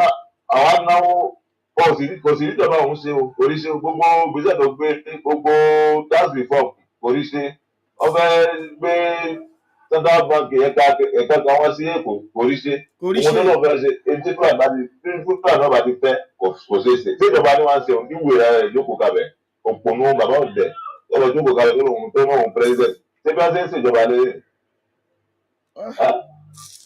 ó ga bàbá mi ẹ ṣeun. ọlọ́ba tó dé. ẹ ṣe o dájú mi. ọlọ́run máa gbé ọlọ́run kún wa lọ́wọ́ ọlọ́run tó tù wá. àṣẹ o àṣẹ o. ọlọ́run gbalẹ̀ ń fún wa. àṣẹ o àṣẹ o bàbá àṣẹ o àṣẹ o ẹ ṣeun dájú mi. ẹ ṣeun ẹ ṣeun ẹ ṣeun ẹ ṣeun. bàbá Ọọ̀ni of Ifẹ̀ bàbá Ọọ̀ni of Ifẹ̀ Ọọ̀ni of Ifẹ̀ bàbá mo fẹ́ kẹ́ ẹ mọ̀ pé àwọn ọmọ Yorùbá inú wa ò dùn sí yín o inú wa ò dùn sí yín o olórí ọba ilẹ̀ Yorùbá kẹ́ má rí nǹkan ẹyọ kan kẹ́ má tiẹ̀ rí nǹkan kan ṣe fún àwọn ọmọ Yorùbá láti dáàbò bò wá adẹ̀ ń gbọ́ pé ẹ̀ ń wá góòdì ní Ilé Ifẹ̀ ń bẹ̀ yẹn bẹ́ẹ̀ la tún gbọ́ pé ẹ tún gbalẹ̀ onílẹ̀ káàkiri bàbá èmi ò perí ọba aládé níbi o bí kò ṣe pé mò ń sọ fún orí adé wípé ilẹ̀ Yorùbá ìyà ń jẹ Yorùbá lọ́wọ́lọ́wọ́ kí orí adé ó ṣí ojú kí orí adé ó la ojú kó wá nǹkan ṣe sí i ìyà ń jẹ Yorùbá o Ọọ̀ni of Ifẹ̀ billions of dollars lẹ lọ fi kọ́ odidi ìlú sí Àkúrẹ́ tó bá jẹ́ pé ìgbà tẹ́ ti pé security summit owó yẹn ẹ̀ tí ìbẹ̀rẹ̀ ẹ̀ ti akátẹ̀ ìgbà pẹ́ ti bẹ̀rẹ̀ project yẹn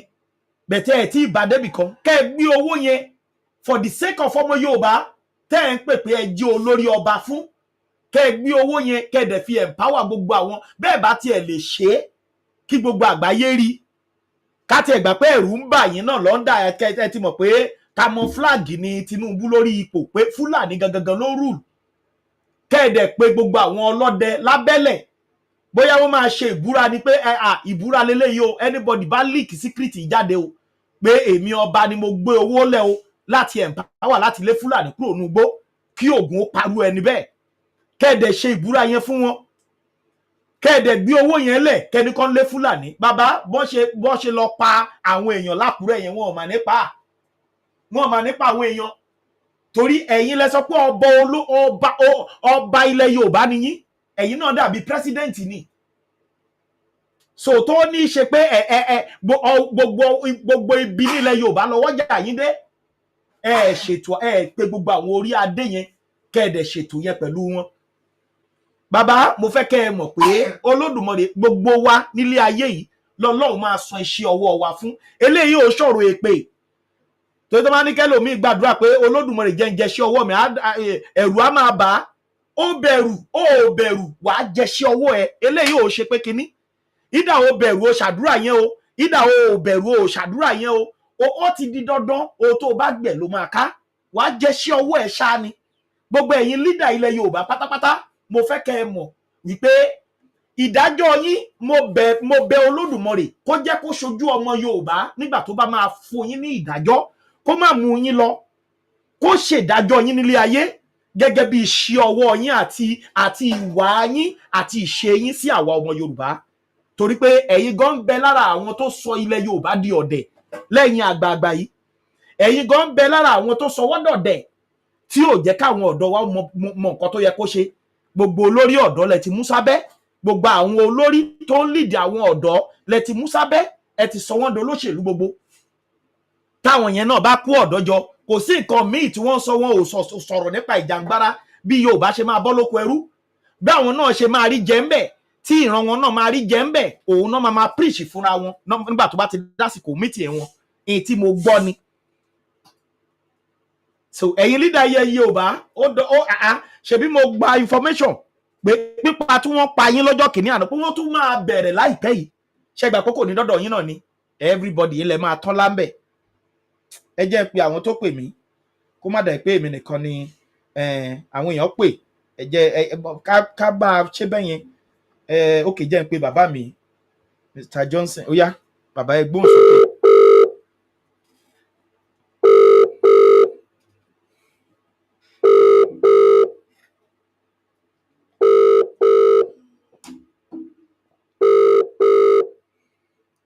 bàbá ẹ gbóhùn sókè o gbogbo àgbáyé ló ń gbọ́ yín sá o orí ètò ni mo wà o ẹ ṣeun dádì mi ẹ ṣeun ẹ ṣeun. Iṣẹ́ ọmọ Yorùbá ojúbọ.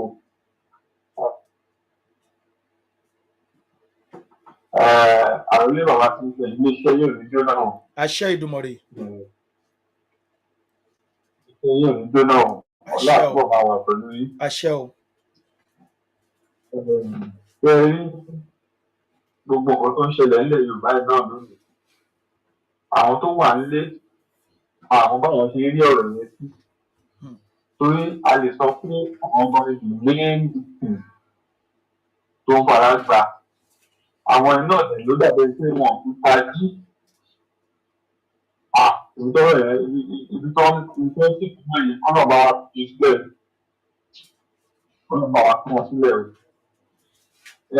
Nǹkan tí ìmúkọ̀ọ́fẹ́ sọ pẹ́pẹ́ sí ọmọdé ìpínlẹ̀ pé ṣé dandan ni kí a sì máa jẹ màálù? Ṣé dandan ni ká ṣe máa jẹ màálù? Àwọn èèyàn àwọn èèyàn ò ní gbọ́. Ṣé dandan ni kí wọ́n Yorùbá sì máa jẹ màálù ni? Kí ló dé? Ṣé dandan ni? A sọ pé màálù wọ̀nyí wọn kì í ṣe ordinary màálù.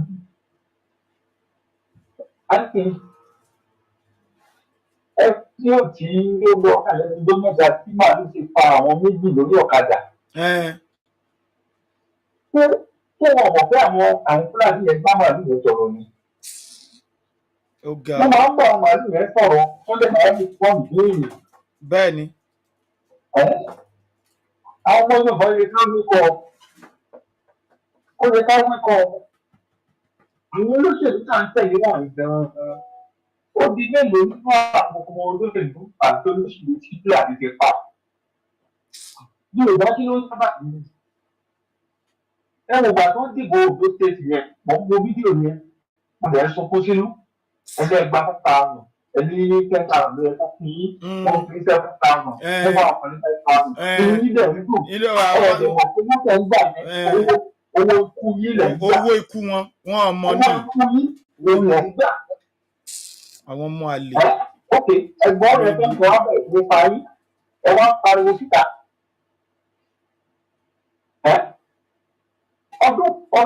Ọdún wo la ká tọ̀ gbogbo orú rọ́bìṣì lẹ́yìn? At this point in time, ẹni ọmọ Yorùbá káàkiri gbogbo fọ́kànlá pílà Yorùbá tó bá sì ń lé èkó tó tẹ̀ dìbò Fúlàní ló máa wọlé lọ pariwo ẹgbẹ́. Àṣẹ Ìdùmarè, àṣẹ o. Fúlàní ló máa wọ́n lọ. Ẹni tí ìyá ọmọ lu wọ́n á ìgbà bọ́ tó sọ́wọ́ bá ti kidnapper sọ pé gan. òun ìbẹ̀ lọ wọ́n á bọ́ sọ́wọ́ kidnapper. kọ̀ǹtíṣà ọ̀fẹ́ fúlàní máa wọlé àwọn ẹni bẹ́ẹ̀ ni. kí ló ń ṣe ní gbogbo ẹgbẹ́ ìdàrú báyìí ẹgbẹ́ yìí sọ́kọ́ sọ́kọ́ máa dìbò ẹgbẹ́ yìí sọ́kọ́ máa tẹ̀lé àwọn olóṣèlú olórí burúkú bọ̀bọ̀ yẹn bọ̀ tó kà ní oyè àti olórí burúkú yẹn wọ́n bọ́ síta ọ̀sán tó ṣẹlẹ̀ tó kù ṣẹlẹ̀. mi ìmọ̀ wà lẹ́nu àbòsí ti pọ̀ jù àbòsí ẹ̀ lẹ́nu. wèrè ni wọ́n wèrè ni olórí burúkú ni wọ́n. ayédátiwa ṣé yẹn jọ gómìnà mọ̀já. ẹni tó ti dẹbọra kalẹ̀ ẹbọra ni ó kàn ń gbọ́nwó wọn ó kówó wọn lódò ó kàn ń kówó wọn ayé o àwọn kádẹ kóra wọn jọ má dẹ̀ máa kówó yẹn ó mà ṣe o ó mà ṣe o. gbogbo ẹsẹ̀ ló lókè yìí níbi tí kò dé dúró bá ní àbọ̀ yẹ kó lókè tí máa gbóná ni gbogbo ẹ̀ ti sáà fẹ́ẹ̀sì àwọn tó retí fún wọn lọ́la wọ́n tún retí fún wọn lọ́la. by now ó yẹ kí gọ́ọ̀mù ó yẹ kí èèyàn máa gbóná ni by now wọn ò ní apáté ìgbà ẹ̀ sí báyìí pé oníbà àwọn èèyàn ni wọ́n pa.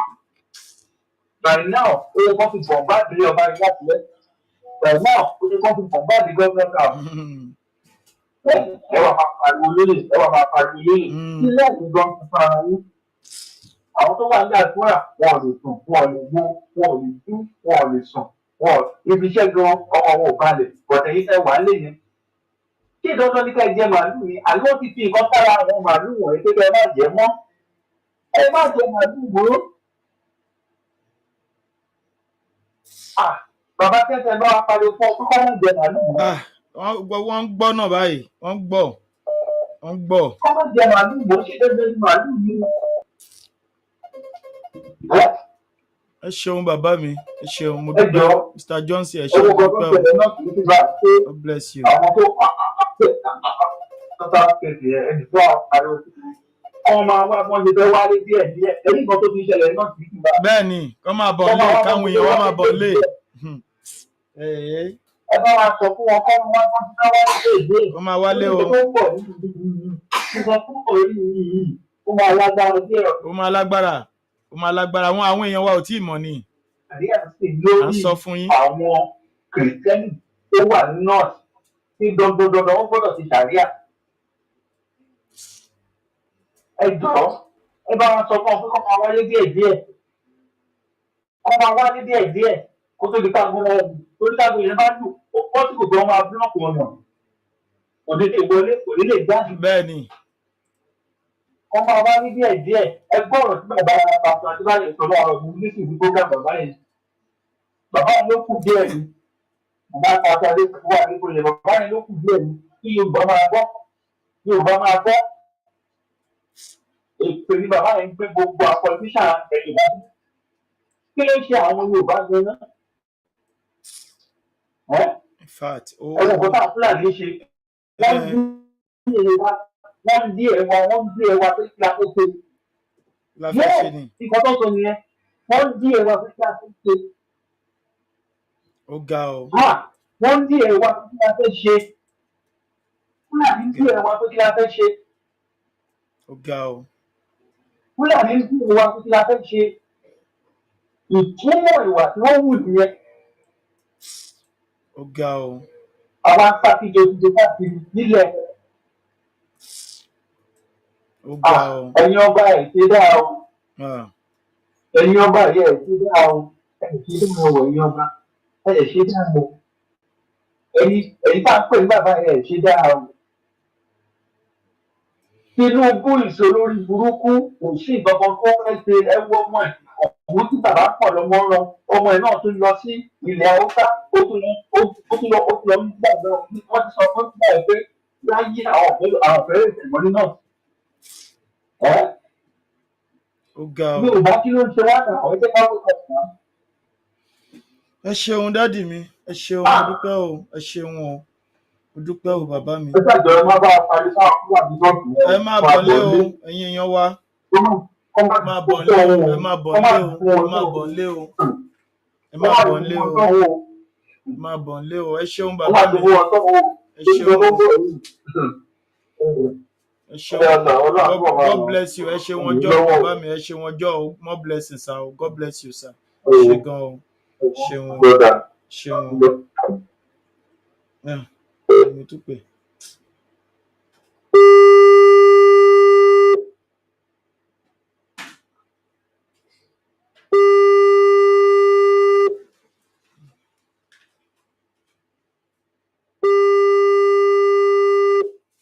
mo ti pè yín o tí ẹ bá ẹ̀yin èèyàn mi tẹ bá fẹ́ pé o a sì ní program láyé 6 ilẹ̀ Yorùbá lónìí o pẹ̀lú bàbá wa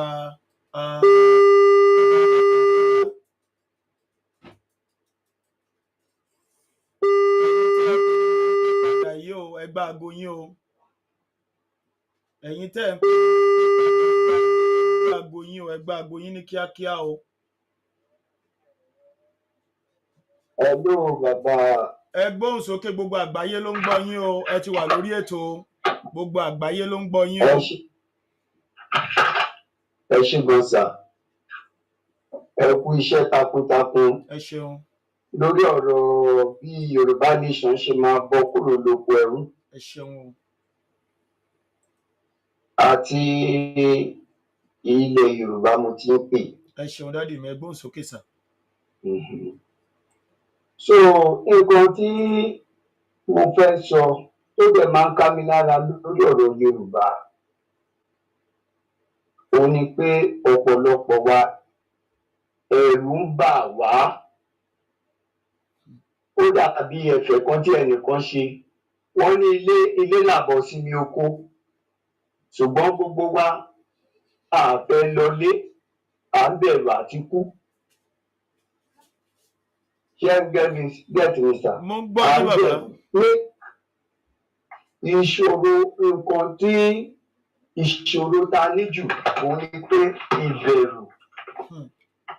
Mi ò fẹ́ kú, mi ò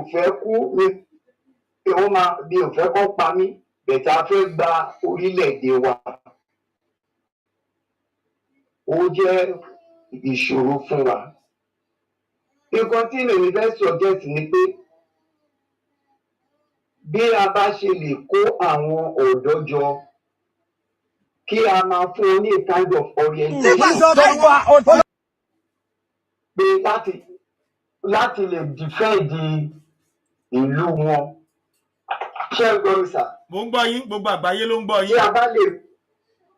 Tí a bá lè kó àwọn ọ̀dọ́ youth ká fún wọn ní orientation pé ókè o, ó jẹ́ nǹkan tó dáa, ó jẹ́ nǹkan tó ní ọlá láti dúró fún orílẹ̀-èdè ẹ̀, láti lè defend orílẹ̀-èdè wa. Tá a bá tún lè máa fún àwọn ọ̀dọ́ wa bẹ́ẹ̀, irú ọkàn pé mi ò fẹ́ kú yìí á kúrò ní ọkàn wa. Pé ìbẹ̀rù ńgbà míì gan ó máa ń sọ̀yàn di ojo tí èèyàn ní lè ṣe nǹkan kan. So ẹ jẹ́ ká sọ fún àwọn fídíò ká máa ṣe káàkiri kó máa dọ́dọ̀ wọn. Then another thing tí mo tún fẹ́ sọ, ó dà pariwo kan wà bẹ́ẹ̀. Ìyá ẹ máa sọ̀rọ̀ yín, wọ́n gbọ́. Ìyá ẹ máa sọ̀rọ̀ yín. Tí mo tún fẹ́ sọ ni wípé àwa ọmọ Yorùbá ẹ má jà fi ọkàn sí ọ̀dọ̀ àwọn ọba, ọ̀dọ̀ president, àwọn olórí wa báwọn ló máa gbà wá. Tó bá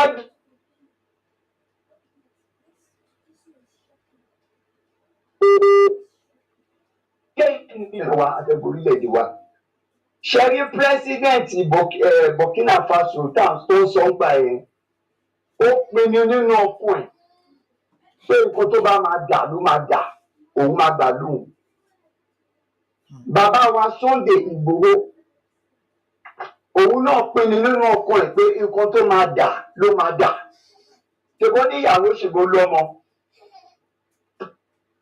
Ó possible ní ọjọ́ yẹn kó mú ọ̀tá ẹ̀ lọ́jọ́ táwọn DSS lọ bọ̀ tí ó ti zero máa jẹ́ pé nǹkan tó ṣẹlẹ̀ kó tó máa ṣẹlẹ̀ ló máa ṣẹlẹ̀. Ẹ jẹ́ kí gbogbo wa pinnu pé nǹkan báyìí la fẹ́ ṣe ká dẹ̀ bẹ̀rẹ̀ movement yẹn tó bá jẹ́ èèyàn 100 jẹ́ kí èèyàn 100 yẹn kọ́ bẹ̀rẹ̀ pẹ̀lú àwọn tó wà diaspora understand ká pinnu pé nǹkan tá a fẹ́ ṣe lè ṣe é lóòótọ́ point mi tá a bá pinnu bẹ́ẹ̀ a ní máa rìn pé ókè o àwọn èèyàn wọ̀nyí o wọ́n máa support wọn support kì í ṣe gbogbo èèyàn ló máa kọ́kọ́ support tá a bá bẹ̀rẹ̀ bí kò ìkíṣe máa ń sọ kì í ṣe gbogbo èèyàn ló máa support o ọ̀pọ̀ máa support ọ̀pọ̀ ní support bí mo ṣe wà yìí mo ti rẹ́ẹ̀dì mo ti ṣetán mo ń ṣe bọ́ọ̀ rẹ nu láti gbalẹ̀ Yorùbá àti mo dẹ̀ ń gbé àwọn ìgbésẹ̀ kan lágbára Ọlọ́run á fún mi ṣe. àṣẹ Ọlọ́run á fún yín ṣe o. mo fẹ́ ṣe yìí màá kọ́ńtà àti bàbá Akintoye bàbá Professor Akintoye kọ́ ìkí abẹ́ ẹ̀yìn mo ti lẹ́yìn nọ́mbà yín bí mo ṣe máa gẹ̀ẹ́tì bàbá Akintoye. màá lè sọ nǹkan tí èmi fẹ́ ṣe because ojoojúmọ́ ló ń dùn mí lórí ọ̀rọ̀ Yorùbá wọ́n gbé wa wọ́n lọ gbowó lọ́wọ́ wa wọ́n tún lè pa ènìyàn wá wọ́n nǹkan tó ṣe fún ọjà jù ní ẹ wo nǹkan tó ń ṣe ní Ọ̀wọ̀ Ondo State ìlú mi nìyẹn ẹ wo nǹkan tó tún ṣe lọ ṣe recently à ń bẹ̀rù gbogbo àwọn tó ń bẹ̀rù ń gbà yẹn bọ́ tí wọ́n lè wà láàárín àwọn tó jẹ́ pé wọ́n tún ṣe ní ọṣẹ yìí ṣé mo bẹ́ẹ̀ kó possible. bẹ́ẹ̀ni. ó possible tó ń dẹ̀ máa bẹ̀rù. èèyàn tó nípa tẹ́lẹ̀ kò fẹ́ sọ fún ìtẹ̀wá diaspora ẹ pé àwa táwa Nàìjíríà pé a ṣe dáadáa tó àdìde bẹ́ẹ̀ ṣe lè blame wa àwa náà ní ìgbà ṣe lè blame yín o tá a bá fẹ́ sọ Ọlọ́run bless ń jù yín lọ jù wá lọ ẹ̀dẹ̀ ní ọ̀pọ̀lọpọ̀ yíyá àwùjọbí. tí ó dàgbé máa sọ ìbò torí bẹ́ẹ̀ wà very fluent nínú Yorùbá gbà kó ṣe pé mi ò fi lè gbọ́n ọ̀gbọ́n Yorùbá o ṣe rí contribution ẹ̀jẹ̀ kìíní ọmọ tó bá tí gbogbo àwọn tó wà ní diaspora tó bá máa mobilize ara wọn kó yẹ nìkan kó yá wọn máa ta ọ. tó fẹ́ ṣe yìí o kọ́ yá $1,000 tí wọ́n bá yá $1,000 tó bá jẹ́ ọdún mẹ́rin kan sọ ọdún mẹ́rin sọ ó máa wà faster if 40 million people can put $1,000 together tí a bá kówó ẹ̀jọ̀ that is about $4 billion $4 billion is enough to secure Yorùbá land. It's enough to establish agriculture. Ti Nàìjíríà ṣé ń gbọ́ mi sá kò sí nǹkan tí yóò rí tí ẹ bá dàdé gẹ́ pídẹ́ṣì àwọn nìkan àwọn tó wà níbí náà kọ́ máa gbọ́ àwọn tó ń gbọ́ ẹ ṣe clip kẹ sọ fún wọn kọ́ dá ìbáàjẹ́ 100,000 tó bá yẹ pé 100,000 àwọn tó ti lè gbé 100,000 sí ìwọ Nàìjíríà ẹni tó lè gbé 500. ṣé mobilization kó lọ ráàlì sí gbogbo ilẹ̀ Yorùbá ìbò fẹ́ kó owó ìjọ yé báyìí la fẹ́.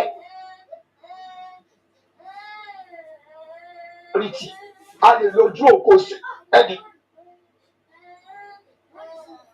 ìwọ Fúlàní ti rí nǹkan olóró tí wọ́n rà tí wọ́n lò ẹ̀sà wọ́n ní níbo ni wọ́n ti rí. ṣé wọ́n lọ gbàṣẹ lọ́wọ́ gọ́ọ̀mẹ̀ntì kan tó rà ni kò sí nǹkan tó sọ wípé ọ̀rẹ́ yìí lẹ́sẹ̀kẹsẹ̀ ẹ̀kúìpù àmọ̀tẹ́kùn ẹ jẹ́ ká ẹ̀kúìpù àwọn àmọ̀tẹ́kùn ká gbé ọ̀pá ìyọnu fún wọn èyí tó dúró àwọn Àgbẹ̀kọ̀yà ká gbé fún ẹ jẹ́ ká kó owó jọ. ẹ ṣeun bàbá wa nǹkan tí mo kàn fẹ́ sọ lórí ọ̀rọ̀ tẹ́ ń sọ ṣe rí number one mo sọ̀rọ̀ kan lẹ́ẹ̀kan pé ọ̀rọ̀ tí Sultan Sokoto sọ pé òótọ́ ni lára àwa tá a jẹ́ Yorùbá wípé tí ò bá sí ti Ìgbò ni pé àwọn ìbá ti gba ilẹ̀ Yorùbá àwọn ìbá ti make sure pé ilẹ̀ yẹn ti da tiwọn nítorí pé Yorùbá ẹnu nìkan la níbi ìtajà kàrà ṣé mo kó mo sọ pé ọ̀rọ̀ yẹn right now fún àpẹẹrẹ ẹ wo ìgbà tí bàbá wo lóyè ọmọ Adéyẹmọ jáde tó ń jà, àwọn kan jáde wọ́n ní fẹnuwú géètì fún kinní kan oríṣiríṣi ni wọ́n sọ, wọ́n ní alágbára pọ̀ nílẹ̀ Yorùbá pé ọ̀pọ̀lọpọ̀ ló máa jáde nǹkan kan. Ẹ wá wo àtìgbà yẹn síbi tá a wà yìí, kò sí akọni kọ̀ọ̀kan tá a rí tó jáde láti ìgbà yẹn. Ìyẹn dúró bẹ́ẹ̀. Lásìkò ìgbà tá à ń sọ̀rọ̀ ẹ̀ yìí, gbogbo ọmọ Yorùbá tó yẹ kó jáde kó dìde láti jà, èmi nínú wọn ṣíbí ìjẹun, ṣíbí tó fi ń jẹun, wọn á sólókùn, wọn á gbé kọ́rùn, wọn á ní wọn lóògùn. Àwọn ará diaspora tẹ́ ń sọ̀rọ̀ ẹ̀ yìí, wọn á perú ẹni bẹ́ẹ̀ kí wá ṣé kíní ṣíbí tó wà lẹ́yìn tó so mọ́rùn yìí, ṣó lè ṣe báyìí, ṣó lè lé àwọn Fúlàní kúrò nílẹ̀ wa, ṣó lè lé Fúlàní, wọn á ní bẹ́ẹ̀ ni wọ́n á gbowó fún wọn. Mo ráwọn kan tó tiẹ̀ dúró sínú igbó tó ní kó ra mọ́tò fún wọn, wọn rí ṣe gbá kọ́ṣàwó, at the end of the day scam padà ni bàbá yẹn padà jẹ́. So a lot of things láti ṣe, ṣùgbọ́n o àdáwọ́ dúró láti máa ṣe o. Ṣùgbọ́n gbogbo eléyìí tẹ́ ẹ sọ yẹn ń sìn, láì jẹ́ wípé agbalẹ̀ wa bó lẹ́nìbọ̀dì tó gbé 50 billion lọ sí Nàìjíríà báyìí lọ́wọ́ tá a wà yìí, tó lọ fi dá iléeṣẹ́ oúnjẹ àbí ó lọ fi dá oko sílẹ̀, ó kàn fẹ́ waste owó yẹn ni. Torí pé lọ́wọ́ tá a wà yìí ń sìn, a gbọ́dọ̀ gbára wa sílẹ̀ lọ́wọ́ àwọn Fúlàní. So àwọn tó bá dẹ̀ fẹ́ dáko náà, èmi ò sọ pé kó má dáko, ṣùgbọ́n lọ́wọ́ tá a wà yìí pé bóyá káwa ará diaspora ká dáwó kí wọ́n dìde ṣe àgbẹ̀ kan kó fáwọn ènìyàn, a lot of that ló ti ṣẹlẹ̀. Olóye tí kí lorúkọ ẹ̀, olóye tí Onítìrí gbé lọ bá $500,000 náà lòun gbé lọ ń tiẹ̀. So olóye tó gbé lọ, àwọn tó dẹ̀ dáwó yẹn náà àwọn ọmọ diaspora náà ló dá, àwọn ará diaspora ló dá olóye tó gbé lọ. So ju gbogbo ẹ̀ lọ bàbá, ó tá a ní sìn ni pé kó ní kálukú dìde láti make sure pé òun ṣe ohun tóun lè fi gba ilẹ̀ Yorùbá sílẹ̀. So kò jẹ́ bó ṣe jẹ́, gbogbo alágbọ́dọ̀ jọ dìde ń sìn láti ṣe one or two things tá a lè fi gbára wa lọ́wọ́ òkú ẹrú. So kò jẹ́ bó ṣe jẹ́ bàbá mi, mo dúpẹ́ lọ́wọ́ yín, ẹ ṣeun o, kẹ́ ní wonderful day. Ẹ ṣé o. Ẹ ṣé gan sà. Ẹ ṣé o dáàdì mi. Ẹ ló sà. Yes sir. Lẹ́yìn ètò. Yes sir. Ó dáa, máa pè yín, nẹ́tíwọ́ọ̀kì yín ò já geere. Nẹ́tíwọ́ọ̀kì yóò tẹ̀ dá. Ìyá máa pè yín lẹ́yìn ètò, Okay, a lè sọ̀rọ̀. All right. Ẹ̀yin èèyàn mi, mi ò ní gba ìpè mọ́ torí pé mo tún ṣì ní program ní dédé aago 6 ilẹ̀ Yorùbá lónìí pẹ̀lú bàbá wa Mákànjúọlá. Àwọn information ń bẹ tí a máa fún yín.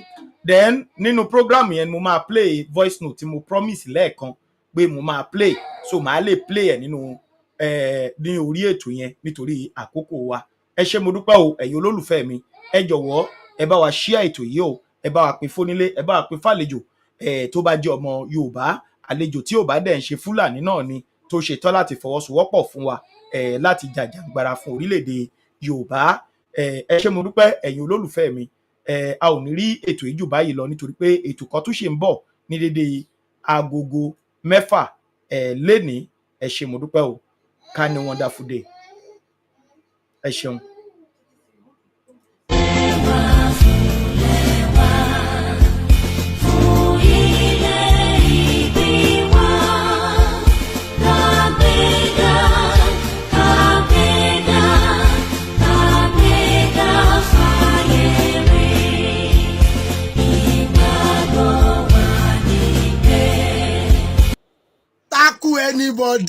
Tackle anybody. Olúrẹ̀mí Tinubu, mọ́mì ẹ̀yin lẹ lọ̀rọ̀ yìí o, torí mo gbọ́ nǹkan tẹ́ ẹ sọ, ẹ ní ká máa rántí Nàìjíríà nínú àdúrà fún gbogbo nǹkan tó ń ṣẹlẹ̀. Olúrẹ̀mí Tinubu jàgàbá, ẹ̀yin lẹ ní ọ̀rọ̀ tẹ́ ẹ sọ ní o, ẹni ká máa gbàdúrà fún Nàìjíríà. Ẹ̀sìmà mi ò lè gbàdúrà fún Nàìjíríà nígbà tí mi ò ṣe èrè. Ṣé àdúrà lẹ fi gbé ńgbà tẹ́ fẹ́ jẹ́ kí gbogbo nǹkan wọ́n? Ṣàdúrà lẹ fi gbé lọ sókè? Àdúrà kẹ́ lọ fi gbé lọ sókè? Fàdúrà gbé, fàwẹ̀ gbé. Ohun tá a fàdúrà gbé sókè, kí ló dé ta máa fi àwẹ̀ gbé wálẹ̀? Torí kò yé mi o, èmi kò yé mi ni mo ṣe béèrè o. Ṣé àdúrà la fi gbé ráìsì lóòkè, la fi gbé gàrí lóòkè, la fi gbé epo lóòkè, la fi gbé lé lóòkè, la fi gbé gbogbo nǹkan tá à ń jẹ ṣé àdúrà la fi gbé lọ sókè ni kò yé mi tẹ́ wá sọ pé ká máa rántí náà mi ò lè gbàdúrà fún Nàìjíríà ńgbà tí mi ń ṣolóṣì mi lè gbàdúrà fún Nàìjíríà ńgbà tí mi ń ṣe wèrè gbàdúrà fún Nàìjíríà àdúrà ni bàbá mi gbà títí kú fi pa àdúrà níyà mi gbà títí kú fi pa èmi ọmọ náà mi ìdẹ̀ tí ìfẹ́ kú ìdí èyí mi ò lè ever gbàdúrà fún Nàìjíríà yìí láéláé. Nigeria get the government wey dey misbehave. We get the government wey no liking people. We get the government wọn mind the kaku. We get the government wọn yóò lórí ibú o. They enter Aso Rock, they go chop money. Wọ́n fowó ra mọ́tò fọlọ́ṣọ́, olóṣó ṣọpẹ́ o. They enter Aso Rock, wọ́n lọ jẹ bẹ̀tà o. Àwọn gun private jet ṣùgbọ́n àwa dẹ̀ fẹsẹ̀ ṣá o. Suffer us, president suffer us o. Suffer us, governor suffer us o. Suffer us, senator suffer us o. Suffer us, minister suffer us o. They no go die better die. They no go die better die. They no go eat better food. They no go eat better food. Ìníkà ráìsì 1-2-1-3 ẹ̀dẹ̀ ń bẹ̀bẹ̀ ṣé ti pa ni ọlọ́mọ mẹ́jọ mélòó ló sóyè ilé yín ni bàbá ẹ̀bọ́lẹ̀ ń bẹ̀ o ẹjọ́ ọmọ kékeré ṣe eléyìí pọ̀ ẹ̀tú wàhálẹ̀ Tinubu èmi ló kàn gbèsè yìí. You travel by road, you are kidnapped. You go by train, you are kidnapped. Last week, the airports were attacked by bandits. You sit at home, you are kidnapped. You send your children to school, they are kidnapped. Mr. Speaker, a few weeks ago, somebody was kidnapped in a níbi ọdún Ifá àgbáyé olùtọ́jáde lọ́tẹ̀ yóò dáa fún Nàìjíríà o láyé bàbá Tinubu ìrosùn ọ̀sá ìrosùn lọ́tún ọ̀sá lósì àfi ká múra dáadáa o pé oníkálukú wa kó ní ètùtù ìpèsè gidi lóòrèkóòrè ká máa wá ojú rere àwọn àgbàlagbà torí ogun òpọ́njú rèé o olúmọ ò ní já ogun òpọ́njú ìrosùn lọ́tún ọ̀sá lósì olùtọ́jáde lágbára débi pé ìyẹn ó mú díẹ̀ ebi níjàmbá yẹn ebi kọ́lọ́mọ́ fèbí pa wá lọ́rọ̀ tó wà nílẹ̀ kálukú ká tọ́jú ètùtù fáwọn àgbàlagbà gidi àwọn àgbàlagbà ó mu ẹ̀jẹ̀ ká tọ́jú Olódùmarè kọ́mọ̀jẹ̀ wọ́n fẹ́ jẹ́ wá sí ètùtù Nàìjíríà o olùtọ́jáde lọ́dún yọ̀ọ̀dá ní ibi odò fún àgbáyé olókè tasẹ̀ ìrosùn lọ́tún ọ̀sá lósì iná ni o àfi kíkálukú rúbọ àwọn àgbàlagbà ká rúbọ ìrúbọ ètùtù kọ́pọ̀ kó lè tùbà kó lè túṣẹ́ fún wa oore wà ń bẹ fún ẹni tó bá mójútó gbèsè àyà ẹ̀ nípa ẹbọ rúrú ètùtù ṣíṣe. You travel by road.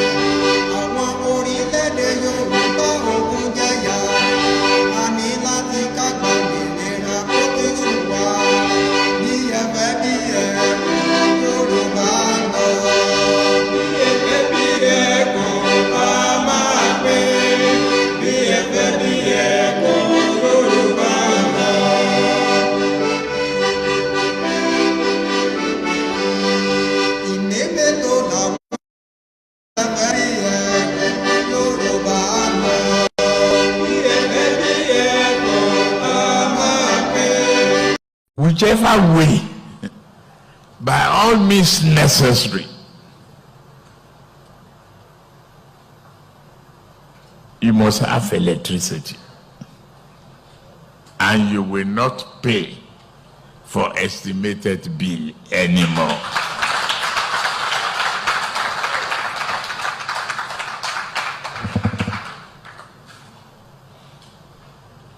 A promise made will be a promise kept. If I can't keep the promise and I come back for second term, don't vote for me. That's the truth. Unless I give you adequate reasons why I couldn't deliver. Politicians promise anything, make you not believe in them. Politicians promise you, make you not believe in them. Politicians promise anything, make you not believe in them. Politicians promise you, make you not believe in them. Inside their mouth, truth to know day. Inside their eyes, corruption day. Inside their heart, wickedness day. Once they get into power, now when the time for gain, 9 days their brain, then we type one man will change. In the name of change, why? Change.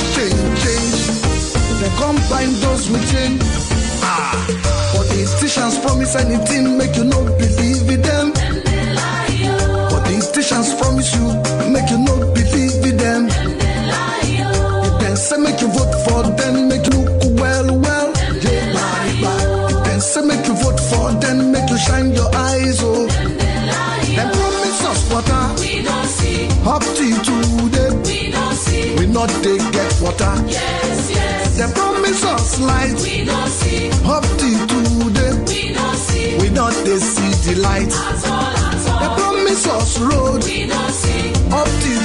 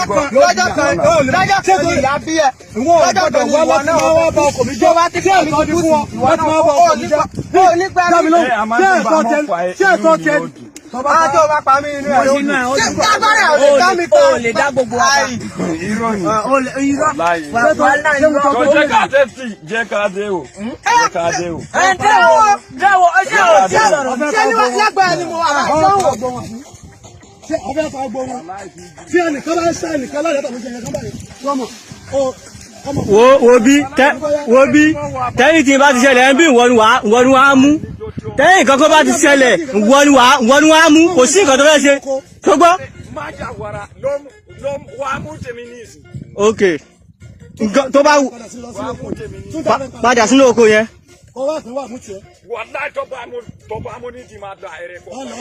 dá ẹran padà síbẹ̀ tó bá dá ẹ lójú. Gẹ́rọ pa síbẹ̀. wallahi nisi to ba wahala yo sele ebo saloni ṣe bo fẹ́ gé wàhálà lé ni. ìwọ ló bẹ́ẹ̀ lálẹ́ lọ bẹ́ẹ̀ sálọ. ṣebí ìtorí wàhálà yìí ló fi wá gé ayan sóko àbí. tọ́ba daṣọ ká má bí ọmọ àbí. wọ́n ní tọ́ba daṣọ ká má bí ọmọ. sọ́ọ́rí gbogbo àkàtọ̀ ń pa wọ́n báyìí gbogbo àkàtọ̀ ń pa fẹ́ẹ́ pé tọ́ba ti daṣọ kò èèyàn pa á ni. wọ́n ní ṣé aláwọn tó ń pa tọ́ba daṣọ kọ àwọn ètò. ṣé bó o ṣe máa pa yọ. tọ́ba jẹ́ pé kó tó bá dúró mu wá ní wàláì tàláì mọ́sáì láì wọ́n yẹn sí àlùkùrà torí wọ́n ti rí níìsì kò sí àǹfààní dọ́dọ̀ mi àti ọba èmi ò lè rí àǹfààní. ṣé torí ẹ̀ ló fi ń boko Yorùbá jẹ́ torí ẹ̀ ló fi ń boko Yorùbá jẹ́ bí ṣe torí ẹ̀ ló fi ń boko Yorùbá jẹ́.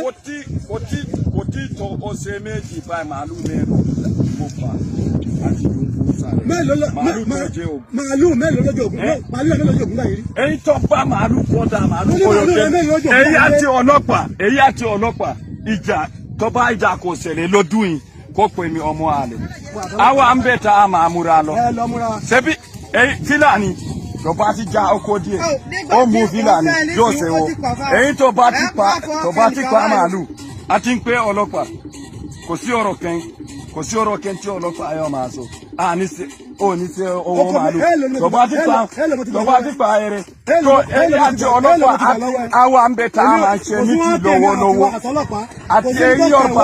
àti èyí Yorùbá Fúlàní tó bá gbogbo èyí ní emura o Fúlàní ọwọ́ à ń bẹ̀ tó ti múra lọ wàláì ìjà ọtí tó bá lè pé màálù tó bá màálù ọmọ akú wàláì gẹ́gẹ́ ilé ìkọlẹ̀ tó ọ̀dọ́ wọn bá ń gọ pátápátá èyí ní emura kóra ìbọ̀lá la èyí ní emura. ṣé bẹ́ẹ̀ ti ní tiyín àbí ebe ẹ ti múra sílẹ̀.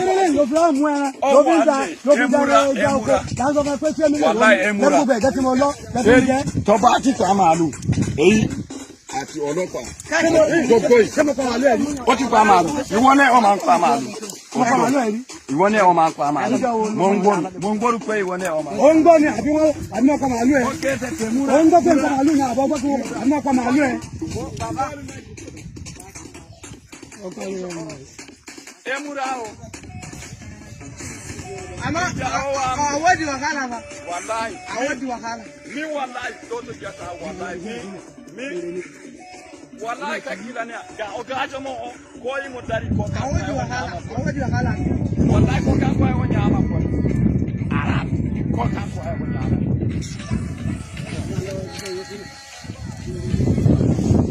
Ko ka ko ay o dawa ala. Allah.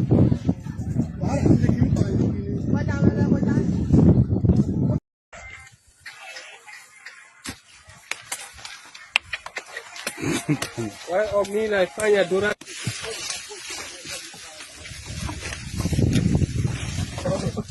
Omila juala itu. Fanya watu tiga.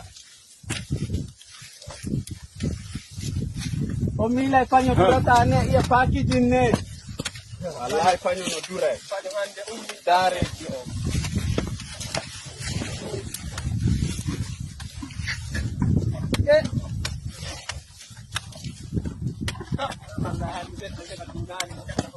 Wallahi dikari banyak. Bida noy. Tadi ga Allah so oda gefe. Yawwa. Komi lokaci wodi wane meɗen ɗon to jiiɗa har kaji ɗin cuku duniyaaru ndum inna waɗa ista testi wallahi Allah ɗum renantoma wayo ɗum. Ngesa kaɗo ka andi komi yaalayi ka becce may ka dole.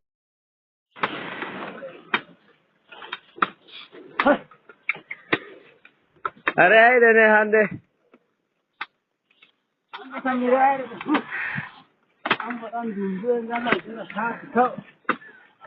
Gala alan tije men non mana haba saje. Weci ma.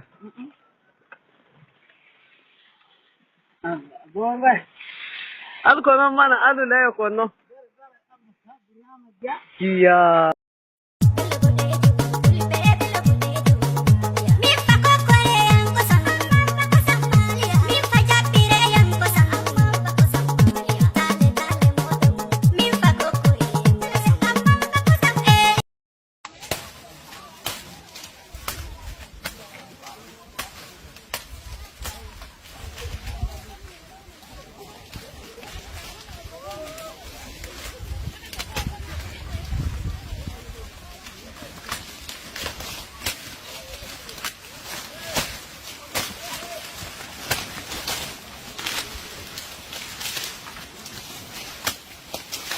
Ada baik mak ha tu.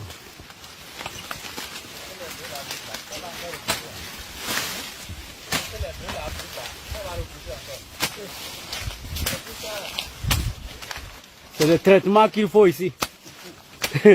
Et on rase. C'est bon. Avec pas que la deux bidons c'est tout. Kó sáìdì ibẹ̀ má yẹ kí iná mú ẹ tó bá ti parapa tó bá ti lọ kò filẹ̀ kó sáìdì ibẹ̀ kó sáìdì ibẹ̀ ọ̀gẹ̀dẹ̀ yẹn lẹ̀ jẹ́ kó wó pílẹ̀ náà tó ṣe àṣe gbogbo ẹ̀ náà ẹ wò ẹ ti rí ọ̀gá ẹ ti rí ẹ wò wọ́n ti finá sóko mọ́ọ̀sì mo ní kó fẹ́ lọ o mọ́ọ̀sì náà ti pè mí o ọ̀nà pé tó dé báyìí sì tó ti jóná gbogbo ọ̀gẹ̀dẹ̀ ló ti jóná ẹ wò wọn ọ̀gẹ̀dẹ̀ tó kú lélẹ̀ ẹ ti rí òkú náà ti finá sí o asáré wá pa ni o ẹ ti rí o náà ń ṣàánú.